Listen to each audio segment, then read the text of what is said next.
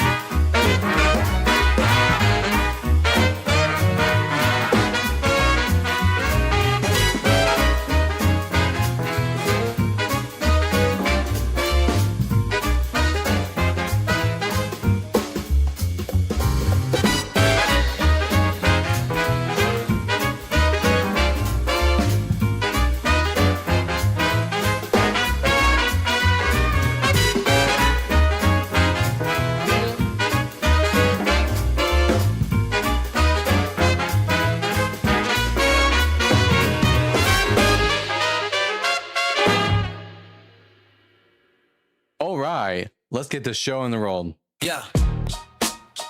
Yeah. Yeah, yeah, yeah, yeah, yeah, yeah, yeah. Yeah. Shake it, but keep pointing out all the lies. Putting the scripture right in your eye. The Bible guy. He reads Hebrew and Greek and shows you that your book's not unique.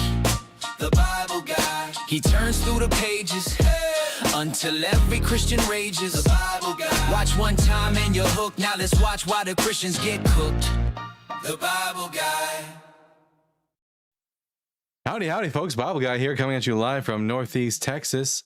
And boy, oh boy, is it hot up here. How's everyone doing today? All my lovely, lovely people over on the TikToks. So good to see you. Let's see. It's Dolphin O'Clock. You bet your ass it is. Man.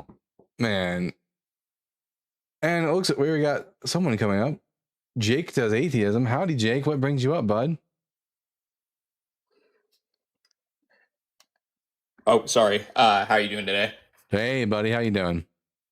Oh, I'm doing all right. How you holding up with the heat right now?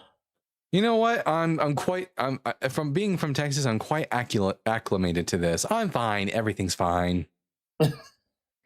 Yeah, I'm further north in Ohio, and the heat is it's getting to me a little bit today. What's the temperature where you're at? I think it's like 90 right now where I'm at. Oh, that is actually pretty hot. That's for being so far up there. That's crazy. Everyone, make sure you're tapping that screen. Share the live with those you love and those you hate, with your friends and with your enemies. Let's get the word out there so we can have some interesting conversations. Guys, if you're on YouTube, you missed out last night on Bible Guy After Dark. We did a thing where if I got to 100K likes, I would remove my shirt. I did. And we know I got to another 100K and I removed my shorts. I was completely naked on TikTok. It was crazy. And I didn't get banned. I don't know how that happened, but it did. And yet, and here we are again. Absolutely. And once we get like enough people watching on TikTok and YouTube, I got another announcement. Something I do want you guys to like help me, like something I want you guys to help me do. It's very important to me. So just stick around and you'll find out. Equality, I see that you're here in the comment section. Hey, bud. Crazy. That happened again. Bible Study with Q says, if the Bible is bullshit, why is it in your mind? Shouldn't you be just living in sin, being happy? I can do both. I can live in sin and be happy and talk about the Bible. I can do both. The fact that I think the reason you're saying this is because you really, really don't want me up here talking shit about the Bible because it's so detrimental to your religion. Well, sorry, bud. Ain't gonna stop. I'm here. I'm here to stay. There's nothing you can say to change that. Joe says, thank you for Sorry, go ahead. Joe says, thanks for sharing your journey. What was your highest weight, current, and end goal? I was last year at 250 degrees. 250 pounds. And then I lost 25 pounds since last year. And then I was at like, I think I was at 226. I was 24 pounds. I was at 226.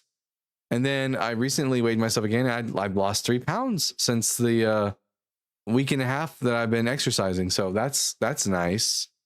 And we're not going to stop until I reach at least 180. Scared of Werewolf says, anybody here gay for Jesus like me? I like a lot of Christians might be. I promise you, if I didn't believe in the Bible, I would not be live. Yeah, I mean, I understand Bible study. You wouldn't be live because you probably don't know enough about the Bible to to run a live while being an atheist about the Bible. Luckily, though, I know quite a bit about the Bible, and I get paid pretty well too for talking about the Bible. So, you know, that's all the reason I need to be up here. Woo! I'm talking about the Bible. David, our friend David, welcome back to the live. I assume you have another question for us, David. I do. You have double speak going on. Oh, here, let me fix that. Boom, gotcha. Awesome. I have a question in Deuteronomy today. All right, Uh, Deuteronomy. Deuteronomy 29:29. Let's see. Deuteronomy 29. Verse 29. Let's see.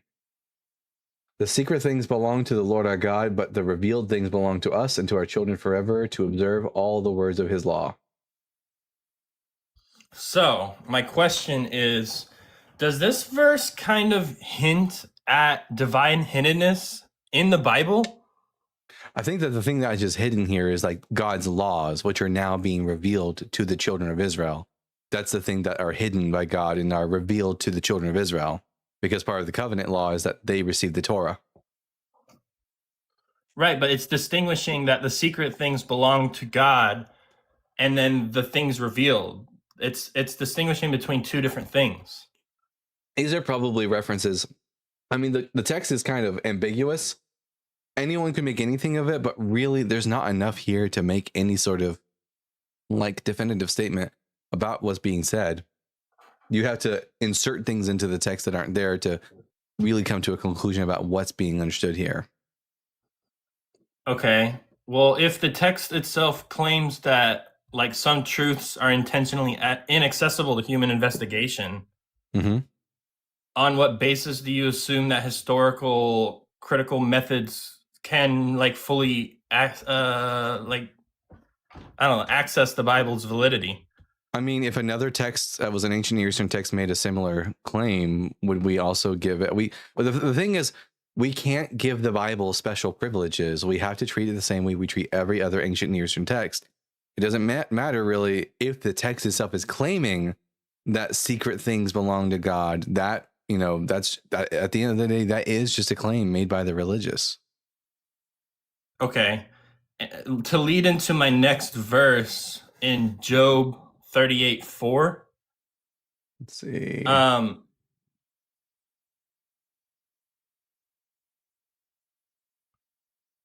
Job 38 verse 4, where were you when I laid the foundations of the earth? Tell me if you have understanding.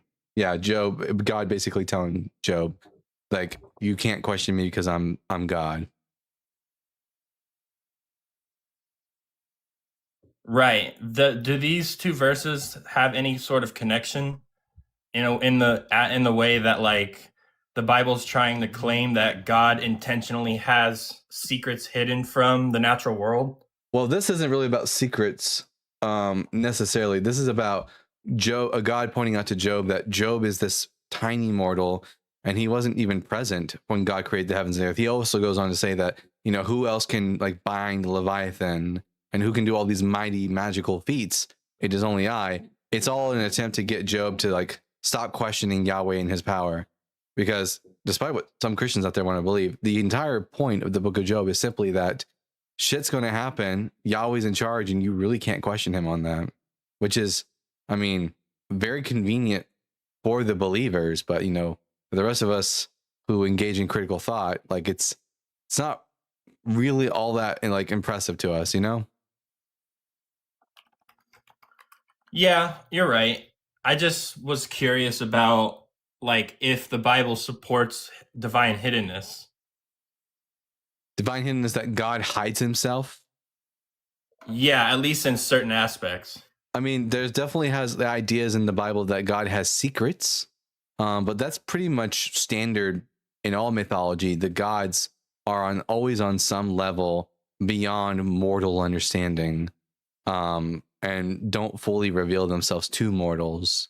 There's always secret things. I mean, that's the whole purpose of like the Oracle of Delphi in Greek myth, was like she was meant to be some sort of conduit by which some of the secret divine truths would be revealed. So this is pretty standard in ancient myth. Okay. Also, while I was reading Job, 26:14 states, there are but the outer fringes of his works, how faint the whisper we hear of him. Is this claiming that all observable reality is only a faint hint of divine activity? And let me read the exact verse. What was it? Job 26, verse 14. Let's see. These are indeed, but so the question is, what are these? Okay, let's see. The pillars of heaven tremble and are astounded at his rebuke. By his power he stilled the sea. By his understanding he struck down Rahab. By his wind the heavens were made fair. His hand pierced the fleeing serpent. These are indeed but the outskirts of his ways, and how small a whisper do we hear of him. But the thunder of his power, who can understand? Yeah, it's like saying that there's so much God can do, but we're always seeing a little bit of it. Yeah, that's kind of what I got out of it. So, like, does this kind of challenge, at least my assumption, that empirical evidence is sufficient to evaluate the Bible? No, these are just claims made by the biblical authors. We have no reason. Like, of course, religious people would say this about their God. But at the end of the day, it is just a claim. Well, that's true. But everything in the Bible is a claim, is it not? Yeah, which is why all things need to be like tested. Okay. But on a textual basis, what do you make of these? I think that these are ancient peoples who believe that their gods are above and beyond nature, and that, which is pretty typical. So they're elevating their God. Do you think that that's the intention, or do you think the intention is more like malevolent? Malevolent? I don't think it's malevolent. I just think that ancient peoples thought that their gods were far more illustrious than mortals could comprehend. Okay, so this wasn't theocracy pushing its way through society. This was just natural belief systems at work. Yeah, it's very similar, and this is going to be a funny little like reference. It's very similar to Dragon Ball Z. This isn't even my final form. Like, oh, there's more to me. Okay, that's a really great analogy. Thank you. Hey, to all the Mezonites and the Blitz Raid. Thanks to both of those wonderful creators for sending in all their peoples. Mwah, mwah, mwah. Welcome to the Bible Guys show. I hope you get nice and toasty. Yes, welcome to the Bible Guy show. I'm a big fan, and my name is David. I'll let you get back to it, Dalton. All right, David, you have a wonderful day, bud. All right. I'm also got to get back to work, but have a good day and try to stay cool out there. Will do. We'll get to Ryuga Boy 1 in just a second. But everyone, the announcement I wanted to make now that there's like a couple hundred people here. So y'all know Cam, my good friend Cam. She's got her own TikTok channel and she's growing every single day. We love Cam. Cam has now just started a YouTube channel, and she's going to be posting her debates from YouTube over on from TikTok over onto YouTube, so that all you people who are on YouTube who don't do TikTok can finally see the lovely Cam at work. And guys, if you like Cam's content, guess what? I'm there quite often, so you'll get more Bible Guy while you're at it. Justin helped me to build up my YouTube channel, and I want to do the same for Cam because she's very dear and also like my favorite person in the whole world. So everyone, her YouTube handle is the same as her TikTok handle, at Aragorn Lover, ARAGORNLUVRR. The Cam Show is the name of the show. Go over there and subscribe to her. And we're going to be keeping an eye on her channel for the rest of the stream and streams in perpetuity until she reaches that 1,000 subscriber mark, so we can get her monetized on YouTube. Guys, she's a preschool teacher, which is amazing, but they just don't pay preschool teachers like they should. So, we got to do what we can to help her out. All right. Ryuga Boy, one, I'm going to ask you 3 preliminary questions, and then we'll get to the conversation at hand. Question number 1, are you at least 18 years old? Yes, I'm over 18. And question number 2, what pronouns do you go by? I'm a guy. He, him. Oh, guy? You said he, him? I don't know why that matters though. Did you say he, him? Why does that matter? Yeah. Because I'm a the boy, host and I'm I'm a guy, asking. male. You're a he, him? All right. He, him. Fantastic. Yeah, And I'm a he, him. are you a Christian? Yes, I'm a Christian. I'm a follower of Jesus Christ. Alrighty He's the way, then. the truth, and the life. Sure. Anyways, I'm Dalton, the Bible guy. I think the Bible's bullshit, Christianity is false, and Jesus is dead. What would you like to talk to me about? Oh yeah, so I'd like to talk about like specifically about atheism and agnosticism.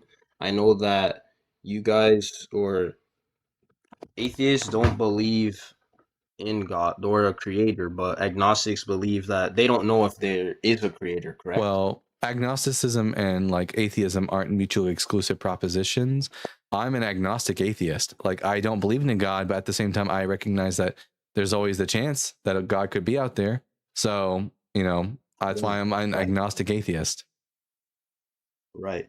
And from like how you're explaining it, right? Do you realize that in Christianity, like we don't know either, but we have something called faith. Yeah, I would say you're an agnostic theist then, and specifically Christian. Exactly. Yeah, I'm an agnostic atheist. Right. And so when I look at both of them, but faith is pretty useless. If you're the kind of faith person, isn't useless. yeah, faith is useless not if useless. if you're the kind of person that desires to believe as many true things as possible and to disbelieve as many false things as possible, then faith is pretty useless. No, brother. Faith is the substance of things hoped for, the evidence of things not seen. Exactly. Hebrews. Exactly. Yeah, I know. That's belief without evidence. That's belief without evidence, which is pretty useless. Exactly. That's useless to people who actually want to believe as many true things as possible. Because here's the thing: if I don't know, obviously I don't know that you have faith and it leads God you to exists or not. Like you have faith and it leads you to Jesus, right? Oh yeah, I have faith in Jesus. I believe in God. And I know that there's a creator. And there are people who have faith and it leads them to wait. And there are people who have faith and it leads them to Muhammad. So if faith can get you to Jesus, and faith can get you to Muhammad, and if one of them is true and one of them is false, then faith is no better for getting to the truth than flipping a coin. Well, no, you have to find evidence, and then that's where you have to go through and see what they believe and stuff. Muslims don't believe that Jesus is God. They believe that he's a person. I know, that he existed, but and they don't believe that. I know, I know what Muslims believe. And faith is useless for me. I want to believe true things, and faith isn't a good tool for getting to what's true. All I'm saying is that from the original point is that the atheist, agnostic, they don't have hope at the end of the tunnel. They could say Christians are coping. I can Christians, hope. No, I still have a hope at the end of the tunnel. I'll still have That's hope. Eternal life. I'll still have hope. I'll just hope. Where's your hope? I'll just hope that God isn't real when I'm dying. I'll have hope. You see, now you're just gambling though, don't you see? So are you. You're doing a 50-50. No, it's not 50-50. I'm doing it too, but I have a hope. That's the difference. No, it's not 50-50. I have Ryu, salvation. Ryu, it's not 50-50. It's not either atheism is true or Christianity is true. That's not the only options. It could turn out that Judaism is true, in which case you and me will both be fucked. Because you worship a man. If Islam's true, then Islam's true. I agree. Yep. If Judaism is true, it's true. If Zoroastrianism is true, it's not. But most of them don't have evidence to support that it's the truth. So it's not. Christianity neither does Christianity. The most proven thing. No, Christianity is not the most proven. In fact, say no. In fact, I think that Judaism is actually more likely to be true than Christianity, precisely because Jesus didn't fulfill any prophecies. Wait, but could you go back? You said that Christianity is the most proven thing. Could you substantiate that claim in any way? I mean that Jesus is the most proven in history. But I already know how this is gonna be. You're gonna try to play semantics. Right. You're making claims, but could you substantiate them in any way, or are you just gonna keep claiming stuff? Yeah, substantiate your claim, Ryu. You could either do the claim that Christianity is the most proven or that Jesus is the most proven, but you got to substantiate one of the two. Wait, can I respond, or are you gonna just keep muting? Well, I muted you because you were. talking I'll over us. respond, but you guys keep muting me every 2 seconds. I muted you once. Only once in this entire conversation. Muted you once because you muted keep me, talking like, over us. 3 I different I times. muted him once. I muted him once because I was trying to talk. Oh yeah. All right, we could do this meta about you being a crybaby about getting muted, or you can just start substantiating the claim. I can respond if you guys want Do me to, that. so we Go can ahead. actually Go on. move on. Go on. All right. So what I mean is that Jesus is the most proven person in history. I didn't mean that Christianity is. Demonstrate That's that. all I'm saying. Yeah, Demonstrate And that. all I'm like, saying is that give us a reason atheists to are believe coping. you. Nope, Ryu. Give us a reason to believe you that Jesus is the most proven person in history. Yeah, go ahead. Like, do you have where's the evidence to back that claim up? The Bible is a whole historical document. No. You can use like I'm pretty sure there are like thousands and thousands of things and evidence, archaeological evidence. Wow. So trust me, There's, bro. Dead Sea Scrolls, the papyruses. Wait. The Dead Sea Scrolls. Wait. The Dead Sea Scrolls don't say anything about. I don't want to go into Ryu, that. I'm talking about atheists and hush, agnostics. Ryu, no, we're not moving past that. You said Dead Sea Scrolls first and foremost. Dead Sea Scrolls were written before Jesus' The Christian time. has the hope at the end of the tunnel. No, I don't care. It's eternal life. Ryu, stop running. Stop running from the conversation. You made the claim that Jesus is the most well-attested to person in history. God. And that is, are you going to act like a baby, Ryu? Do I have to put you in a corner? I don't have to. I don't.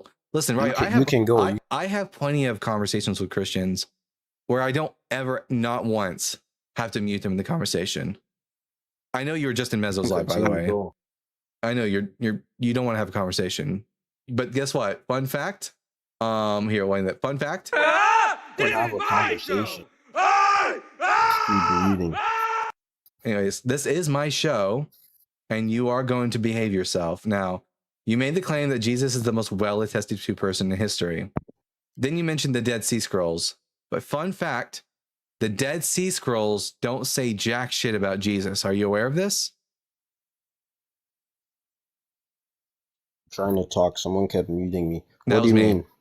As in what I mean is that Jesus is not mentioned once in the entirety of the Dead Sea Scrolls. Okay, fine. You have papyruses, you have Egyptian papyruses, you have Greek and Hebrew manuscript, you have the entire Bible, There are no which was written over the span of 2,000 years by different authors. There are no Hebrew manuscripts that mention Jesus of Nazareth. All we have on Jesus are the Gospels. That's 4 things. Really, it's 2 things because the Gospels of Matthew and Luke are copying from Mark, and then you have John. So it's really just 2 things. We got Paul's writings. We got Paul's writings, and then we got people who lived well after the time of Jesus writing about what it is that Christians believed about Jesus. And that's not very much of anything. Meanwhile, we have coins of Alexander the Great that date back to when Alexander was alive with his actual face on it. Do we have anything like that for Jesus? Oh yeah, you could go to the tomb of Joseph of Arimathea. Where? Tomb of where Jesus was crucified. I don't know where it is. I'm not a philosopher. There are 3 archaeologists. There are 3 tombs. You're trying to twist the conversation. There are 3 tombs. You're the one who brought up Jesus most well-attested to person. So this is all on Don't you. forget the ones that are in other countries. Yeah, so there's 4. more. There's more there's more actually 4 because I know there's one in Japan, but I swear there's one somewhere else. There's the Bible. So there's the one in Japan that's also claimed to be the tomb of Jesus. Then there's the Church of the Holy Sepulchre, which claims to be the tomb of Jesus.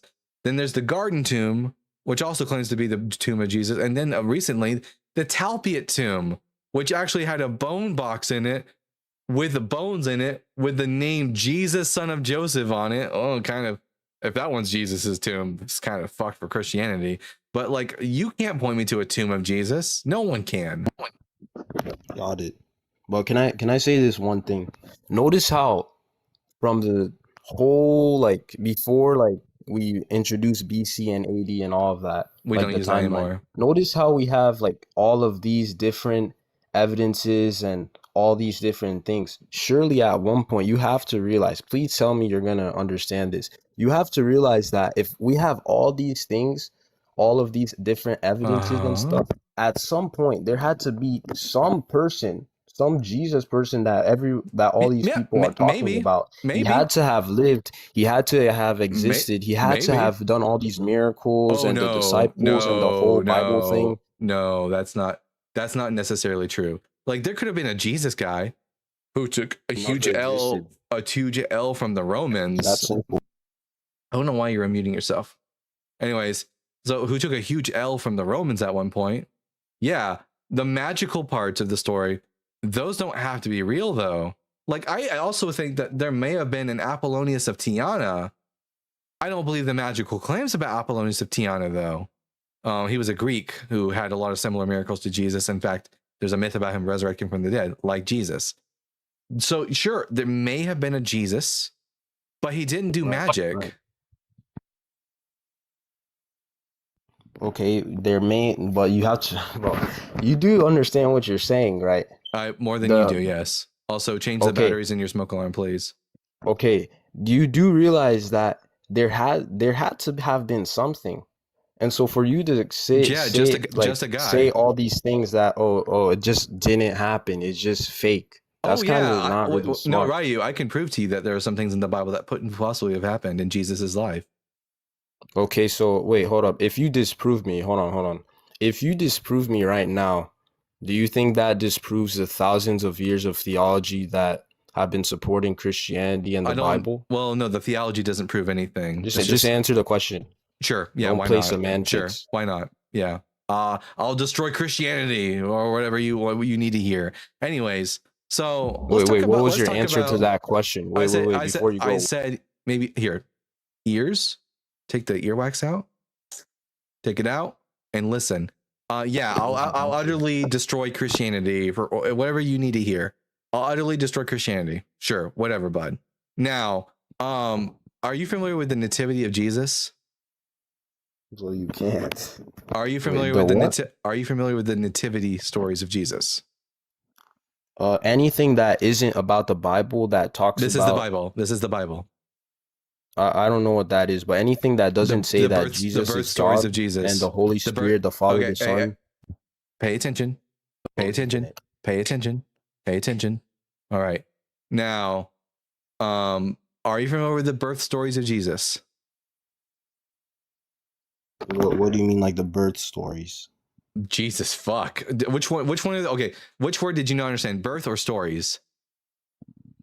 What do you mean? Like, repeat what you just said. Which word did you not understand? Birth or stories? No, your original question. What were you talking about? You said, do you believe in the... Are you familiar with the birth stories of Jesus? No, I don't know what that is. You don't know? Have you ever read the Bible? Yes, I have. I know that Mary conceived Jesus. So you're familiar with the birth stories of Jesus, like the stories about how he was born? Yes. There's not stories though. It's just one, which is in the Bible. It's not. So was Jesus born during the reign of King Herod the Great, according to the Gospel of Matthew? Yes, it's in the Bible. All right. And then they tried to flee to Egypt. Well, stop trying to get ahead of yourself. And question number 2: was Jesus? I'm not twisting scripture. I don't do that on this channel. Question number 2: was Jesus born during the census under Quirinius, according to the Gospel of Luke? I need to get my Bible for this. I'll get the Bible. I'll get the Bible out. Okay. I'm gonna get my own Bible. Thank you. Yeah, I'm still gonna bring the Bible out. It doesn't matter. So let's see. What's the verse you're trying to go to? Luke chapter 2, verses 1 through 2. Here, let me. You're just gonna, bro. I already know this. You're gonna try to pick verses and stuff. You probably don't even read in context. You didn't read in context. Yeah, sure. Whatever you say, but whatever you say, whatever you tell yourself to make yourself feel better. You have to put the Bible is BS, but you're doing all of this, bro. All right, it's Luke chapter what? Luke chapter 2, verses 1 through 2. Luke chapter 2, verses what? 1 through 2. Jesus Christ. Luke 2, 1 through 2. All right, I'll read it. The birth of Jesus. In those days, Caesar Augustus issued a decree that a census should be taken of the entire Roman world. Verse 2. This was the first census that took place while Quirinius was the governor of Syria. Verse 3. And everyone And everyone went to their own town to register. Mm-hmm. Verse 4. So Joseph also went up from the town of Nazareth in Galilee to Judea, to Bethlehem, Yep. the town of David, because he belonged to the house and line of David. Verse 5. He went there to register with Mary, who was pledged to be married to him and was expecting a child. Should I keep reading? No, you could have ended a long time ago. According to the Gospel of Luke, is Jesus born during the time when Quirinius is the governor of Syria? I need to reread it. Jesus Christ. Just go for the first 2 verses. It says this was the first census. So yeah, I guess. All right. Under who? Under Caesar Augustus. And then what are you trying to get at? Listen, just put the main question. Hold on, put the main question. While who was the governor of Syria?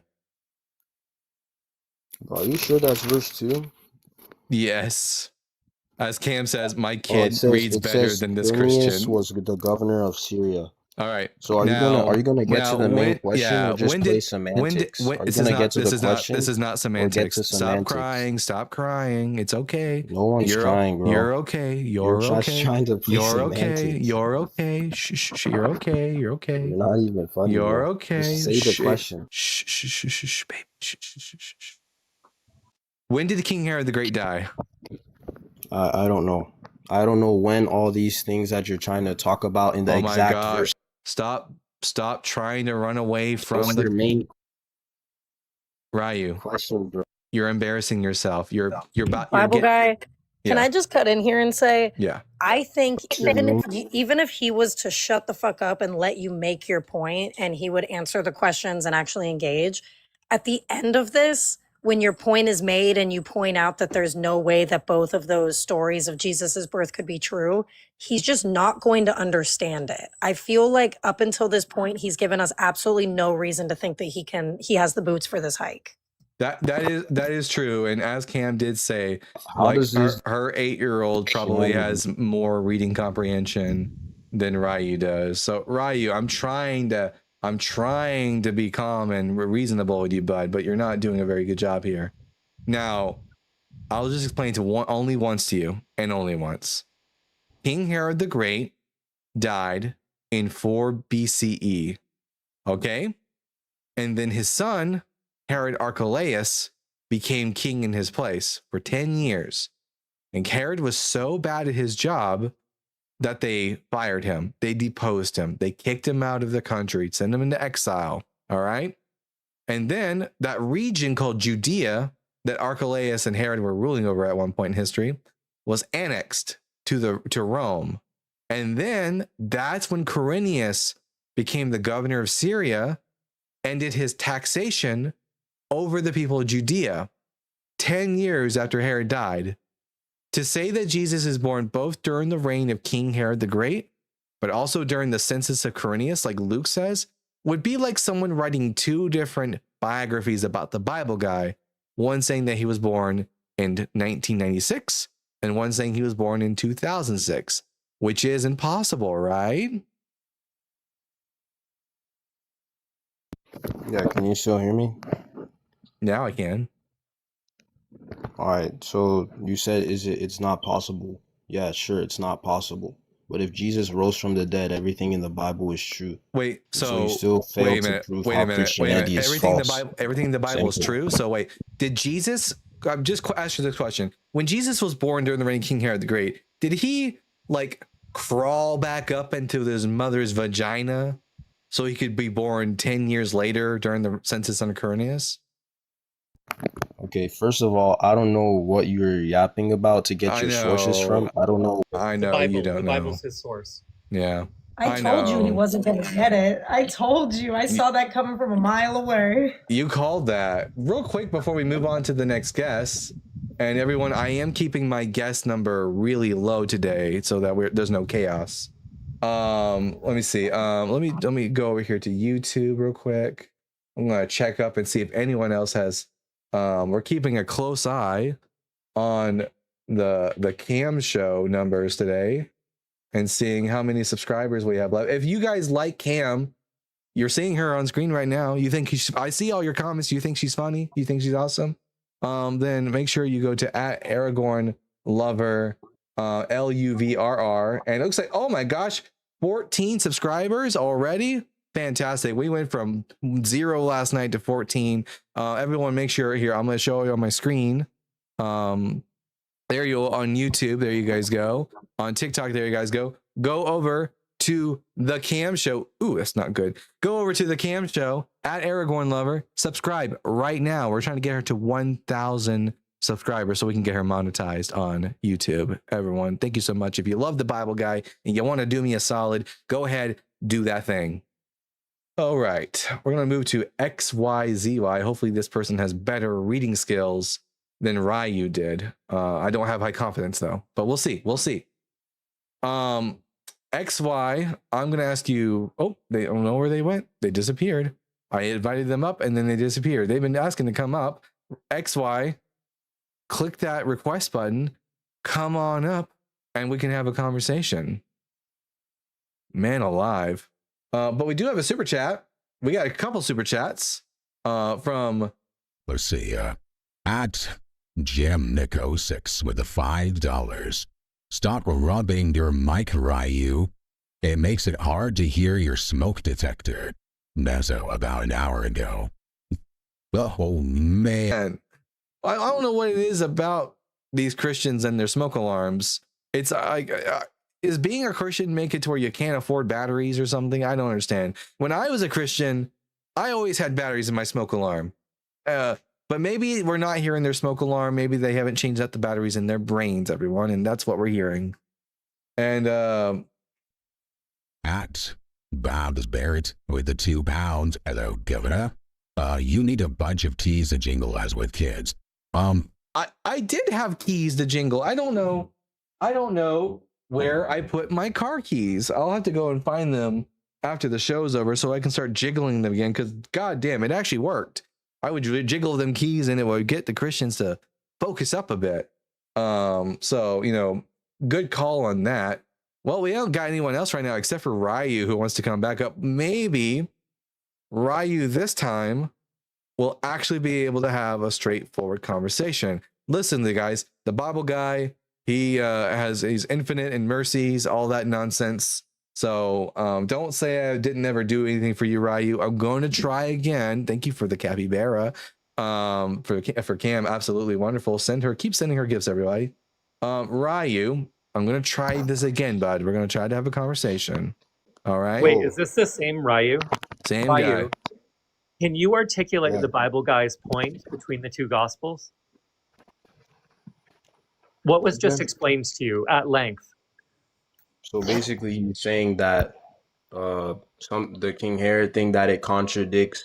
What the main point is that what he was saying contradicts the Bible. Therefore, the Bible and Jesus being born, like, it contradicts it, so it's false. That's all he was saying. Well, what is the main thing that contradicts the Bible? You're saying that Jesus being born at a different timeline, it contradicts the Bible. And where does that information come from? What did he read from? You guys are saying it comes from the Bible. Correct. So it's the Bible that contradicts the Bible. So after he explained it to you at length, and Cam called out that you weren't listening, you then said, if Jesus died for us, then everything in the Bible is true. After if Jesus is God and he died on the cross, still talking. It means that the Bible is true. Cool. Ryu. After it was pointed out to you that what's in the Bible can't be true, because what's in the Bible contradicts what's in the Bible. You can't just say if Jesus died, then everything in the Bible is true, and then somehow the contradiction of a 10-year age gap from when he was born just disappears. Well, notice what you're doing, right? You're Is trying using to the Bible say, to point out contradiction? you're trying to force, don't do the don't do the what meta. you're saying and automatically make it. Don't do the meta. Address Therefore, what me that's and equality are talking about. How is it possible for Jesus to be born both around 4 BCE and also a decade later? How is that possible? Bro, you guys, bro.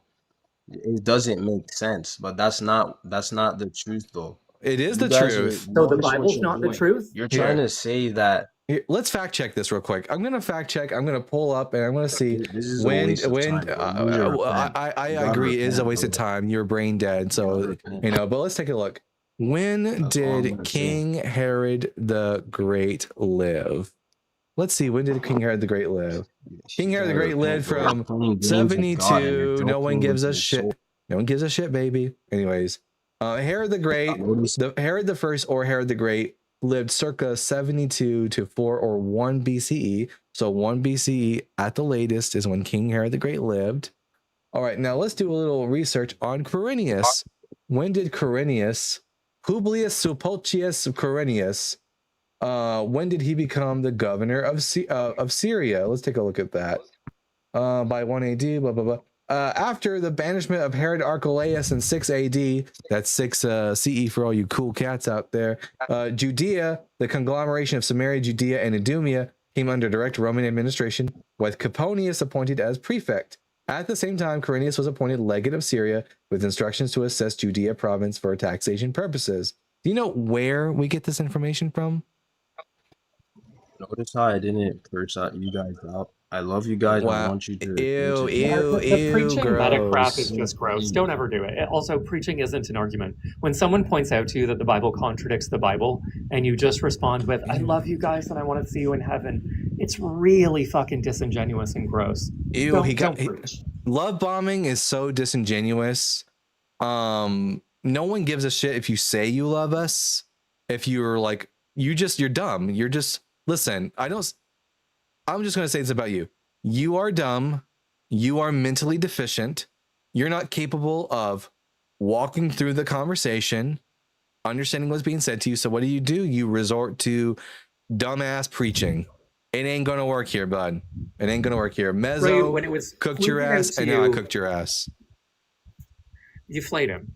Right, when it was pointed out to you that the story of Jesus' birth in Matthew is in direct contradiction to the story of Jesus' birth in Luke, and that these both can't be true, you just crashed out and said, you did the love bombing, which, by the way, is just the first tactic of a cult. And then in the comments, you're just repent and you need Jesus. Do you see that you didn't engage with the content of the Bible at all? By the way, everyone, Cam will be back. She left to go post some shorts onto her YouTube channel, and we've moved up from 14 to 34 subscribers. We'll get to that 1,000 mark in no time at this rate, everyone. Wait, Bible Guy, did she change her name? Yeah, she did. It's under the Cam Show now. Oh, okay. Oh. Yeah. I couldn't find her YouTube. JJap, it is under here. I'll show everyone again just so we're all super crystal clear here. I don't know. Maybe that's too small for you guys to see over on there we go. It's at Aragorn Lover, ARAGORNLUVRR. At Aragorn Lover. That's their name on YouTube. It's the same exact handle that she's got on TikTok, which makes it a lot easier. Fantastic. Okay, we're gonna bring up Memflash. Mem, I'm gonna ask you 3 preliminary questions, and then we're gonna get to the conversation at hand. Question number 1: are you at least 18 years old? Yeah, I am. Question number 2: what pronouns do you go by? He, him. And question number 3: are you a Christian? Yeah, I do. I just want to provide an irrefutable argument for the existence of God. Whoa. It- A what? Oh. You want to provide a what? Irrefutable evidence for the existence of God. Is this going to be? Because I'm just going to be the God of Wait, classical theism. is this going to? that Whoa! Slow down. Is this going to be a philosophical argument? If there's an echo, I can move, by the way. Is this going to be a philosophical argument?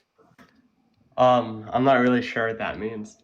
You don't know what philosophy. Wait, you're about to increase the you're saying here, I'm going to talk about the God of classical theism, which is a concept within philosophy, but you don't know what That's theology. But you don't know what philosophy blunder. is. You don't know what you just used the word blunder. You are a Phil bro. You're lying to us when you say I you don't know don't. what that So is. here is the Phil bro rule book. You have to obey the Phil bro rule book if you want to talk to me, the Bible guy. Those are the rules. So the Philbro rule book is as follows. Let me pull it up. Here we go. The Philbro rule book is as follows. 1, you must talk at a measured pace. None of that fast talking bullshit. Okay. 2, if you use technical jargon, I don't know what a Philbro is. Jargon must be explained. 3, explain to me like I'm your grandmother because I'm not the philosophy guy. Number 4, your goal in this debate must be to persuade me, not to win the debate. If you're just here to get a W, fuck off. And then number 5, you have 5 minutes and only 5 minutes. So go ahead, render your argument. Okay, I don't really know what jargon is, but sure. So the argument is going to be an informal rendition of the argument from motion. Essentially, that's not evidence. You said you were going to provide evidence for God. Arguments have evidence contained within them. Wait. So to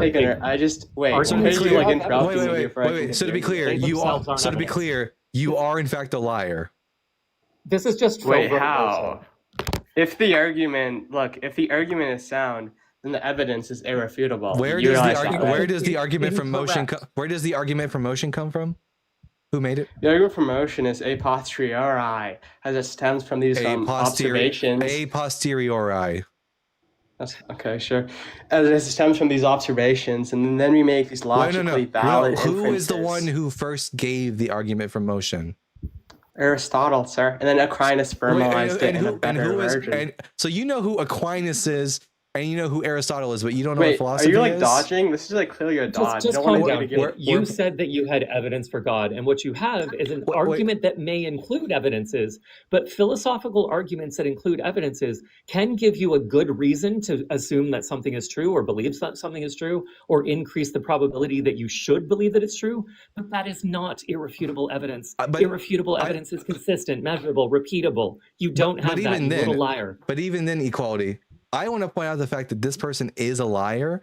They tell me, I don't know what that word. I don't know what philosophy is. But the argument for motion comes from Aristotle and Aquinas, and using terms, attempting to use terms like a posteriori. You know exactly what philosophy is. Why did you lie to me in my audience?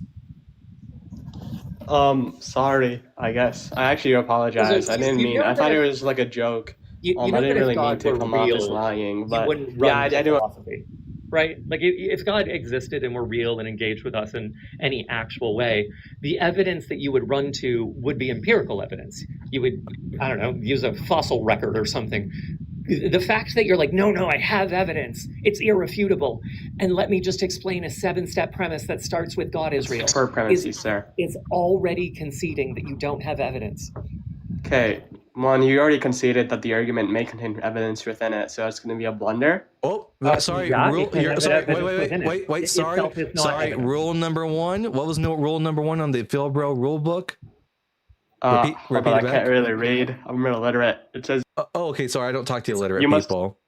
Bye. Also, Phil babies are fucking insufferable. Yeah.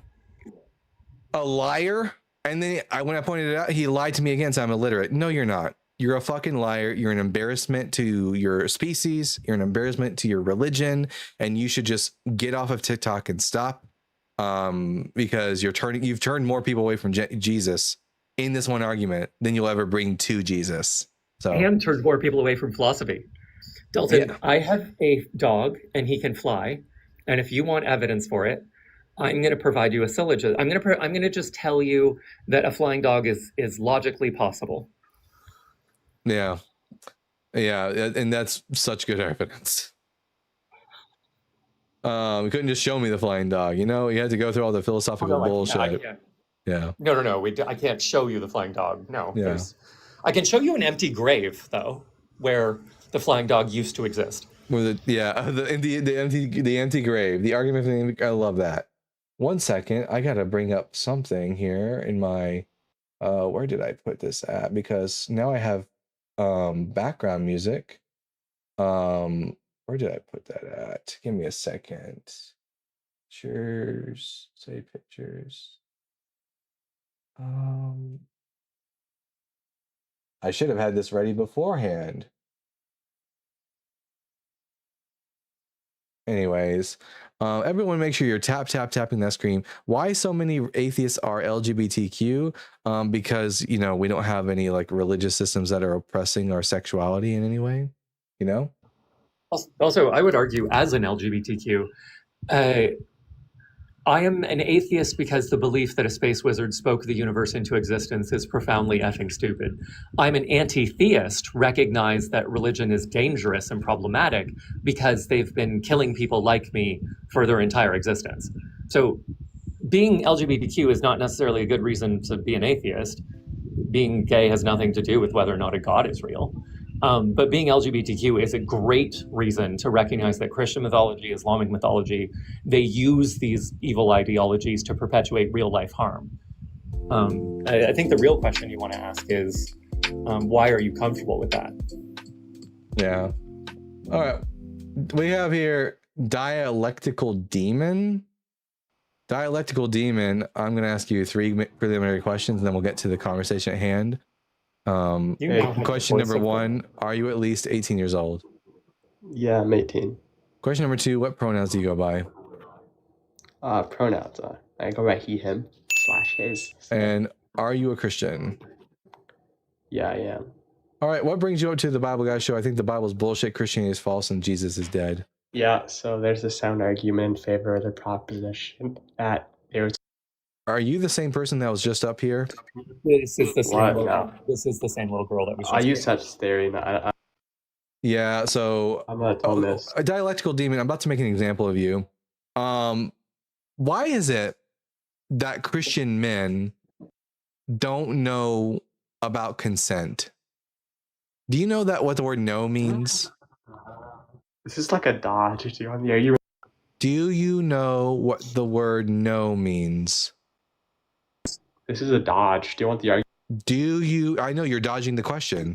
Do you know what the word no means? Hey, slow boy. I'm not obligated. Ooh, that's another blunder on your part. Did you just say you're not obligated to like respect consent? No, to answer the question. Ooh, well, that sounds pretty Christian. Luckily, I'm not obligated to have you up on my panel, and you can absolutely, positively, with everything in me, go fuck yourself, you lying bastard.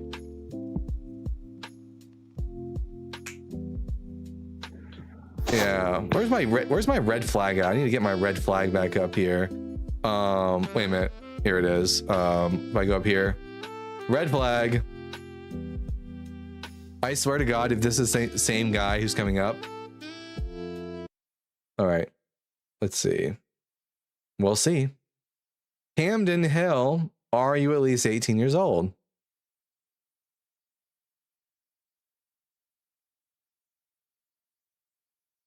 Camden.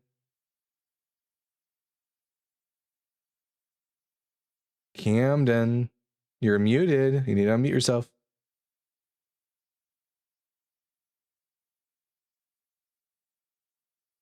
Camden, you have to unmute yourself or else we're not going to be able to hear you. Oh, my bad. Question number 1, are you at least 18 years old? Yes. Question number 2, what pronouns do you go by? Him / that. And question number 3, are you a Christian? Yes. All right. I'm Dalton, the Bible Guy. The Bible is bullshit, Christianity is false, and Jesus is dead. What would you like to talk to us about? Jesus is dead. All right. I think Jesus is dead because I've been given no good arguments to suggest that he's still alive. Would you like to give us something? Well, do you believe in Julius Caesar, Alexander the Great, stuff like that? Yes, but I don't think any of the magical claims about them are true. Well, there is more like scriptures separate from the Bible to prove people have seen that and heard of that, and more writings. The resurrection? Yeah. Okay, what writings outside of the Bible prove the resurrection? A bunch of them. There's like it should be easy. It should be easy to name one then. A bunch of them. There is a bunch of them. Trust. There's not. Yeah. Yes, if there is, then name one.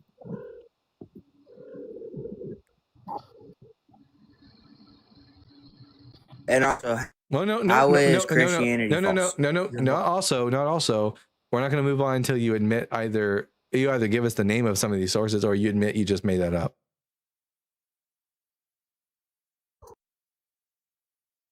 We can tell when you leave the screen, by the way. Are you going to Google these sources that you definitely know exist? It's probably raining outside. You know how I know that, y'all? Y'all hear the panting in the background? Yeah, homegirl does not like it when it be raining. Oh, you can't really see her because of the fire, actually. She's my hellhound. Baby, it's okay. You're okay. Oh, she's shaking. Oh, poor baby.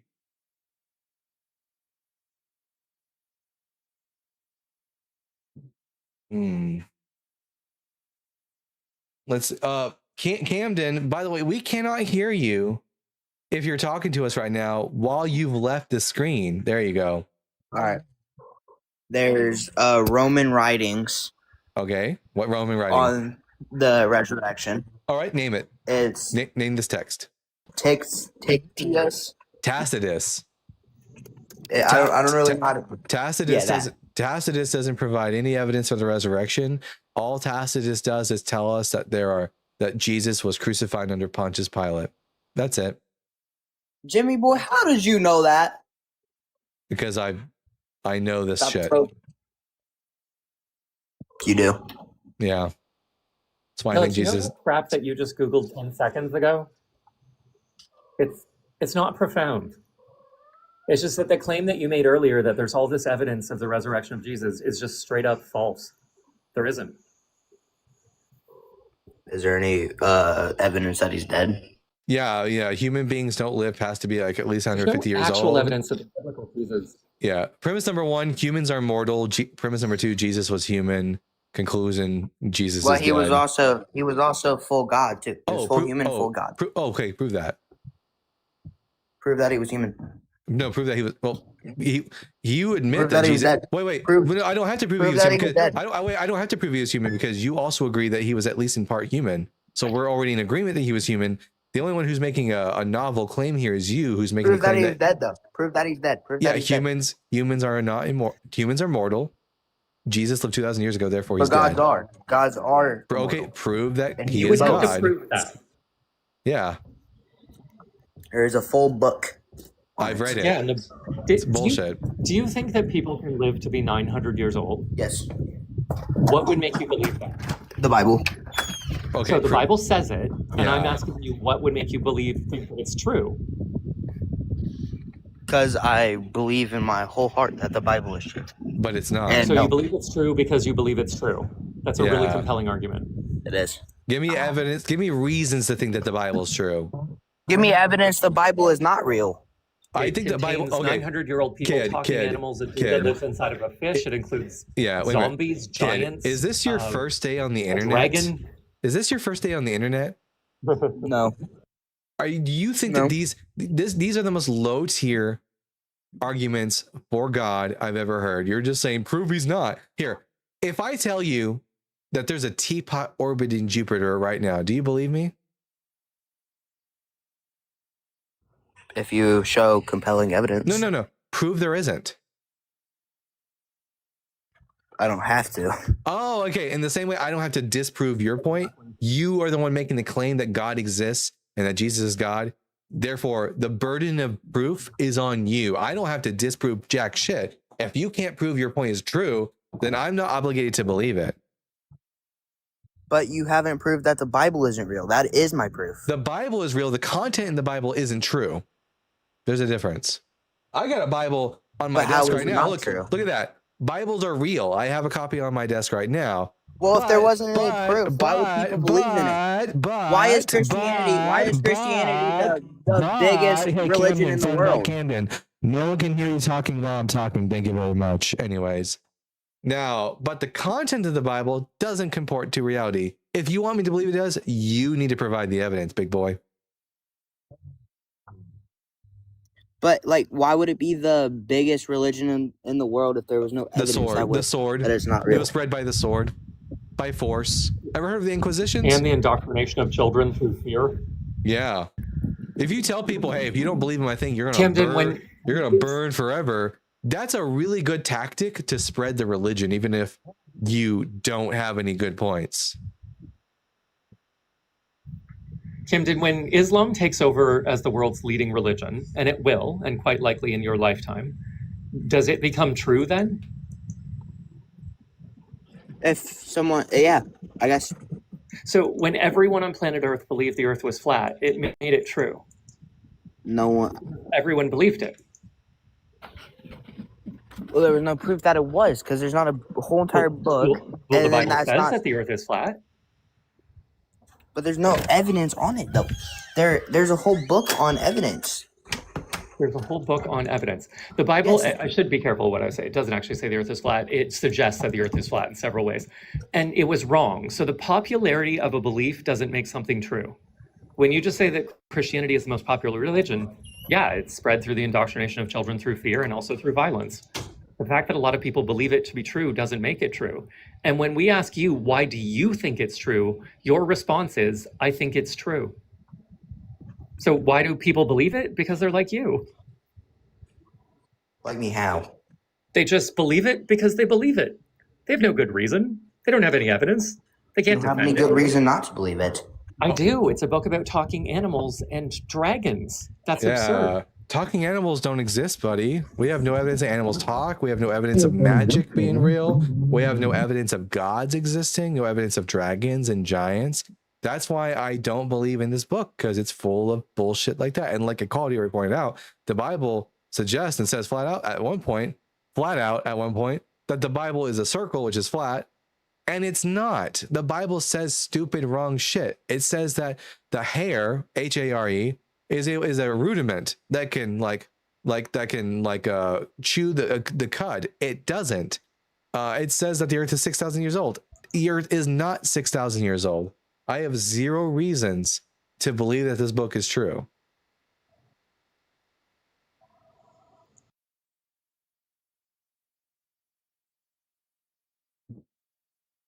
Ooh, it is thundering hard out there. You can hear it, and you can hear your dog every now and then.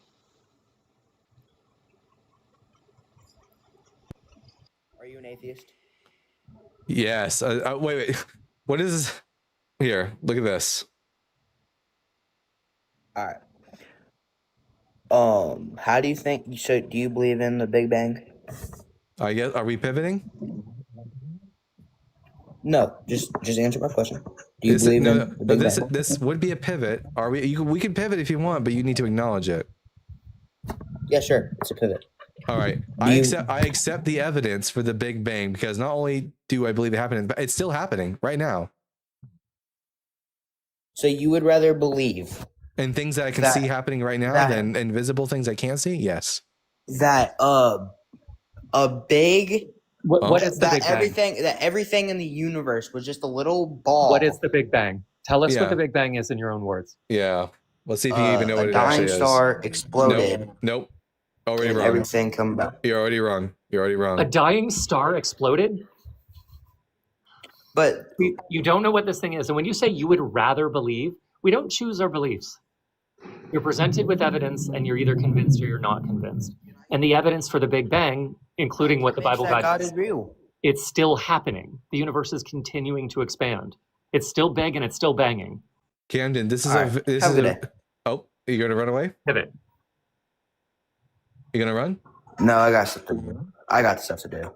Yeah, like running. I get it. Put them track shoes on. Gotcha.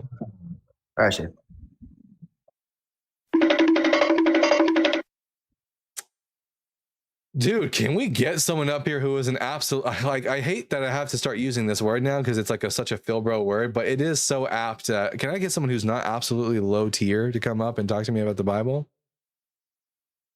Speaking of which, we have here low tier Rog. Low tier Rog, are you at least 18 years old? Yeah. Question number 2, what pronouns do you go by? He, him. Also, why would that even need to be? And question number 3, are you a Christian? Yeah, I am. All right, I'm Dalton the Bible guy. The Bible is bullshit, Christianity is false, and Jesus is dead. What would you like to talk about? Hold on, am I like lagging? I think you're lagging, never mind. Alright, so it'd be the argument, it's called the first way. Do you guys know what that is? Are you the same philosophy guy that came up earlier? No. You know, lying is a sin. You'll burn in hell. Yeah, that's why I don't lie. I'm a Roman Catholic. Same guy. I don't lie. This is so fucking pathetic. The fact that he has to create multiple accounts and come up. God damn. I mean, what the fuck is going on today?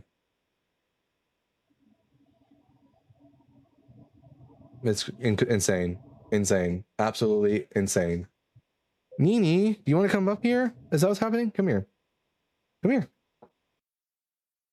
Someone's getting a haircut tomorrow. This girl. Okay, now let's see. 1 second. Oh, Ryu is back. All right. Let's see. Who else do we have in the box right now? Give me a second, everyone. Enjoy that jazzy jazz music.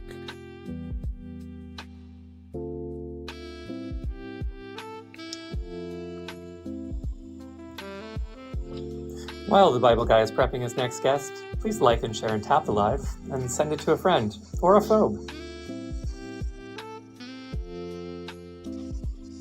All right. We're going to bring up Mr. Galvich. Mr. Galvich, are you at least 18 years old? Kill yourself, nigger! Fuck you! Wow. I don't know whose parents are allowing that thing to come up, but parents, don't let your kids on TikTok. Pathetic. Also notice there's 216 people here. You will see that behavior from children in atheist lives. They'll join, they'll tell you to unalive yourself, they'll scream the N-word. They will behave like that. You will not see that behavior in Christian, in theist lives. The children of atheists don't act like that. The children of Christian mythologists do. It is this content that will make a child act like that. Who is teaching that kid to behave like that? It's not that kid's fault. That kid's an idiot and a jackass and is believing things that they are being taught by an adult. Why do your children act this way? All right. Legacy GMD, I'm going to ask you 3 preliminary questions, and then we'll get to the conversation at hand. Question number 1, are you at least 18 years old? Hi. Are you at least 18? Hello? Hello, are you at least 18? Yes. So I just have a question for you. Whoa. I got 2 more questions for you first. Question number 2, what pronouns do you go by? Me? Yes. He. Just he or him. And are you a Christian? No, I'm an atheist. You're an atheist, all right. My friend, what brings you up to the Bible Guy show? Just wanted to ask you a question. I'm curious, and that's all. So, the question is, do you think humans are instinctively and naturally driven to believe in the existence of a God, even with no evident proofs? I think that what happens is that human beings are evolutionarily dispositioned to believe in invisible agents. And yeah, it's the storm. It's fucking up my internet, everyone. That's why it's all glitchy like this. Now, what was I saying? Oh yeah. So, there's this thing in our brain that's called hyper agency detection awareness. Have you heard of it? Not at all, but I guess I get your point. Basically, imagine there's a deer in the field and it hears a rustling in the bushes. It could think it's the wind, or it could think it's a predator. The safer thing to do is always to assume it's a predator. After millions of years of mammals engaging in this action, we have become acutely sensitive to like the sort of sense data that would lead us to believe that there are agents around us, even if we can't see them. And this is ultimately what led to early human beings believing in invisible agents that were responsible for the things happening around them, which what led to spirits. And from spirits, you end up like believing in spirits that become really highly exalted, and those will become gods. All right, I understand your point. So yeah, that makes a lot of sense, because I actually think that humans are always seeking something, even when they can't see it clearly, because this is we can actually see this in many things in life, and this indeed applies to the belief of God too. So thanks, man. Thanks for your attention. I'm leaving right now. Thank you. Happy to help. You have a wonderful day. Let's see. I like that he was so polite and said, "Thank you for your attention. I'm leaving now." Yeah, very good, very good. Yeah, sorry everyone if the stream is really laggy today. It is storming outside, and I already have bad internet as is. So the weather isn't doing so good. But remember, like, every donation that goes to the Bible Guide channel is one step closer to me moving out into the city and getting better internet. That is the goal, at least. Jake Does Atheism, welcome back to the show. Did you have a question for us, bud? No, just more of an observation. God, the Christians have been so bad all day. I don't know what's in the air right now, but just all the lives I've been on today, they have been insane. Yeah, well, I think we're seeing these are what we call the death throes of religion. Christianity is dying out. It is dying as a religion, and all that they can do now is like yell and slur and act like absolute imbeciles, because this is all they got left. Yeah, it's just been exhausting to see how intense it's been today. Yeah, I agree. I would love it if we I mean, listen, every now and then we get good Christian interlocutors, but it's been far and few in between, as it would seem. Yeah. But anything else, Jake? Not that I can think of. My air conditioning is going full blast and it's not helping, but it's gonna be one of those days. Yeah. Well, I'm trying to keep the panel really small today, but hey, Jake, thank you for coming up, bud. No, I got you. Yep. See you later. All right. Let's Dalton, see. I can also drop. I will continue listening. Oh, you can stay up if you want, bud. Like you and Cam, those are the two people I would really like up here right now. And and speaking of Cam, everyone, Camwise has now got a couple videos up on her YouTube already, some shorts. So, and also what she was at 52 subscribers. Let's do a refresh. We're at 53 subscribers right now. So, and another video up.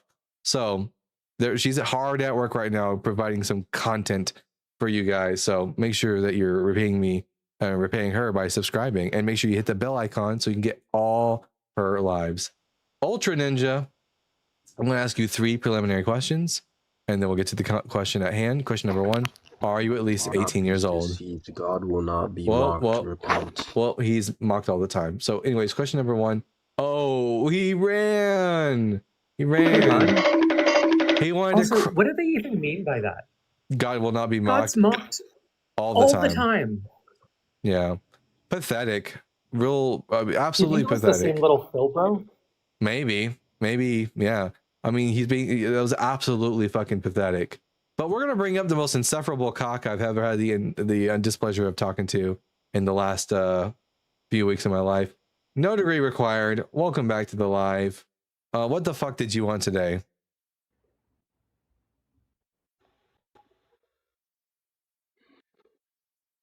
Can you hear me? Unfortunately, yes. Yeah, I fear that science might fail me here in a moment, but until it does, I guess we can have a conversation. What do you want to talk about? Science failing me as we speak. I've got a lot of bars. I think God. I think that passage where he said, "God is not mocked. What a man sows, he shall Sorry, reap." bud. It looks is like probably what he was it looks talking like your about. God doesn't want you talking to us because your Wi-Fi is absolute shit. Anyways, so pray for better Wi-Fi. Maybe you can come back up later. They really should learn how the internet works. Yeah. No brain required. That's a good nickname for them. Love that. By the way, guys, fun fact, last night, No Degree Required told me that property is not owned and told me that the Egyptians did not own the Israelites in Egypt. That's the full link that they have to go to deny that the Bible has slavery in it. They have to deny the Exodus narrative. Yeah. No brain required. So anyways, everyone make sure you're liking the live, tapping the screen, tap that screen like Jonathan wanted to tap King David, tap that screen like the Romans tapped those nails into Jesus's hands. I think I'm going to do a restart on TikTok, and then hopefully we'll get some opposition in here. So I'll see you all in just a moment.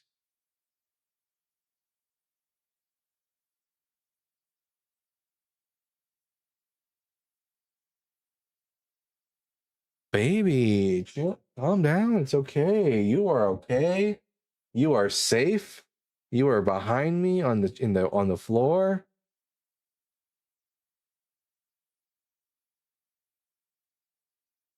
Woohoo! Indeed.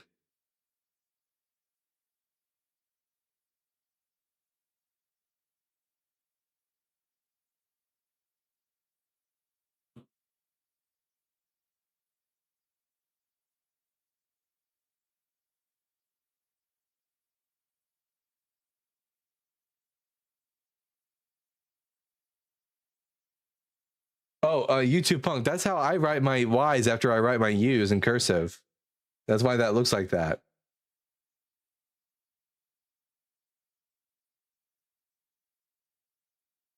Oh yeah, let me put some music on for you, Vi.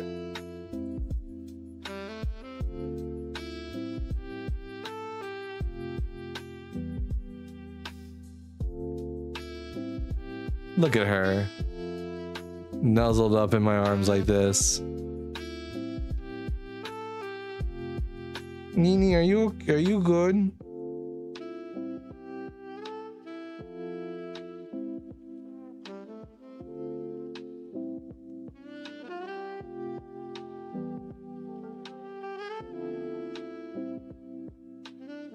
I choose to believe/live the Bible. No, you don't.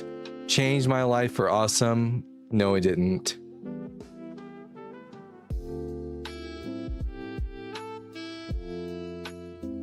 Am I going to upload yesterday's live? Probably not, considering the fact that I got full on naked.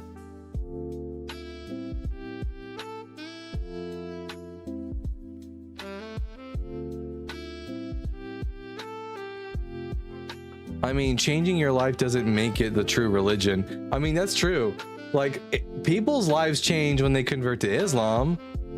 Doesn't make Islam true, you know?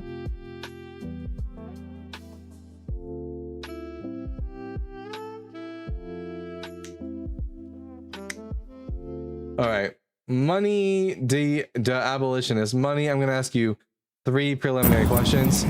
Whoa, okay. And hopefully you'll be able to go somewhere a little bit more quiet. I'm gonna ask you 3 preliminary questions, and then we're gonna get to the conversation at hand. Question number 1: are you at least 18 years old? I am 23. Could you go somewhere quieter? Oh, I'm walking right now, bro. I'm trying to exercise. Oh, I'm sorry. It's far too loud. It's far too loud. Okay, I'll join when I'm home. All right. Gee willikers. Anyways. Hey, I think that your restart fixed your lag. Well, maybe. Hopefully it did. Camwise.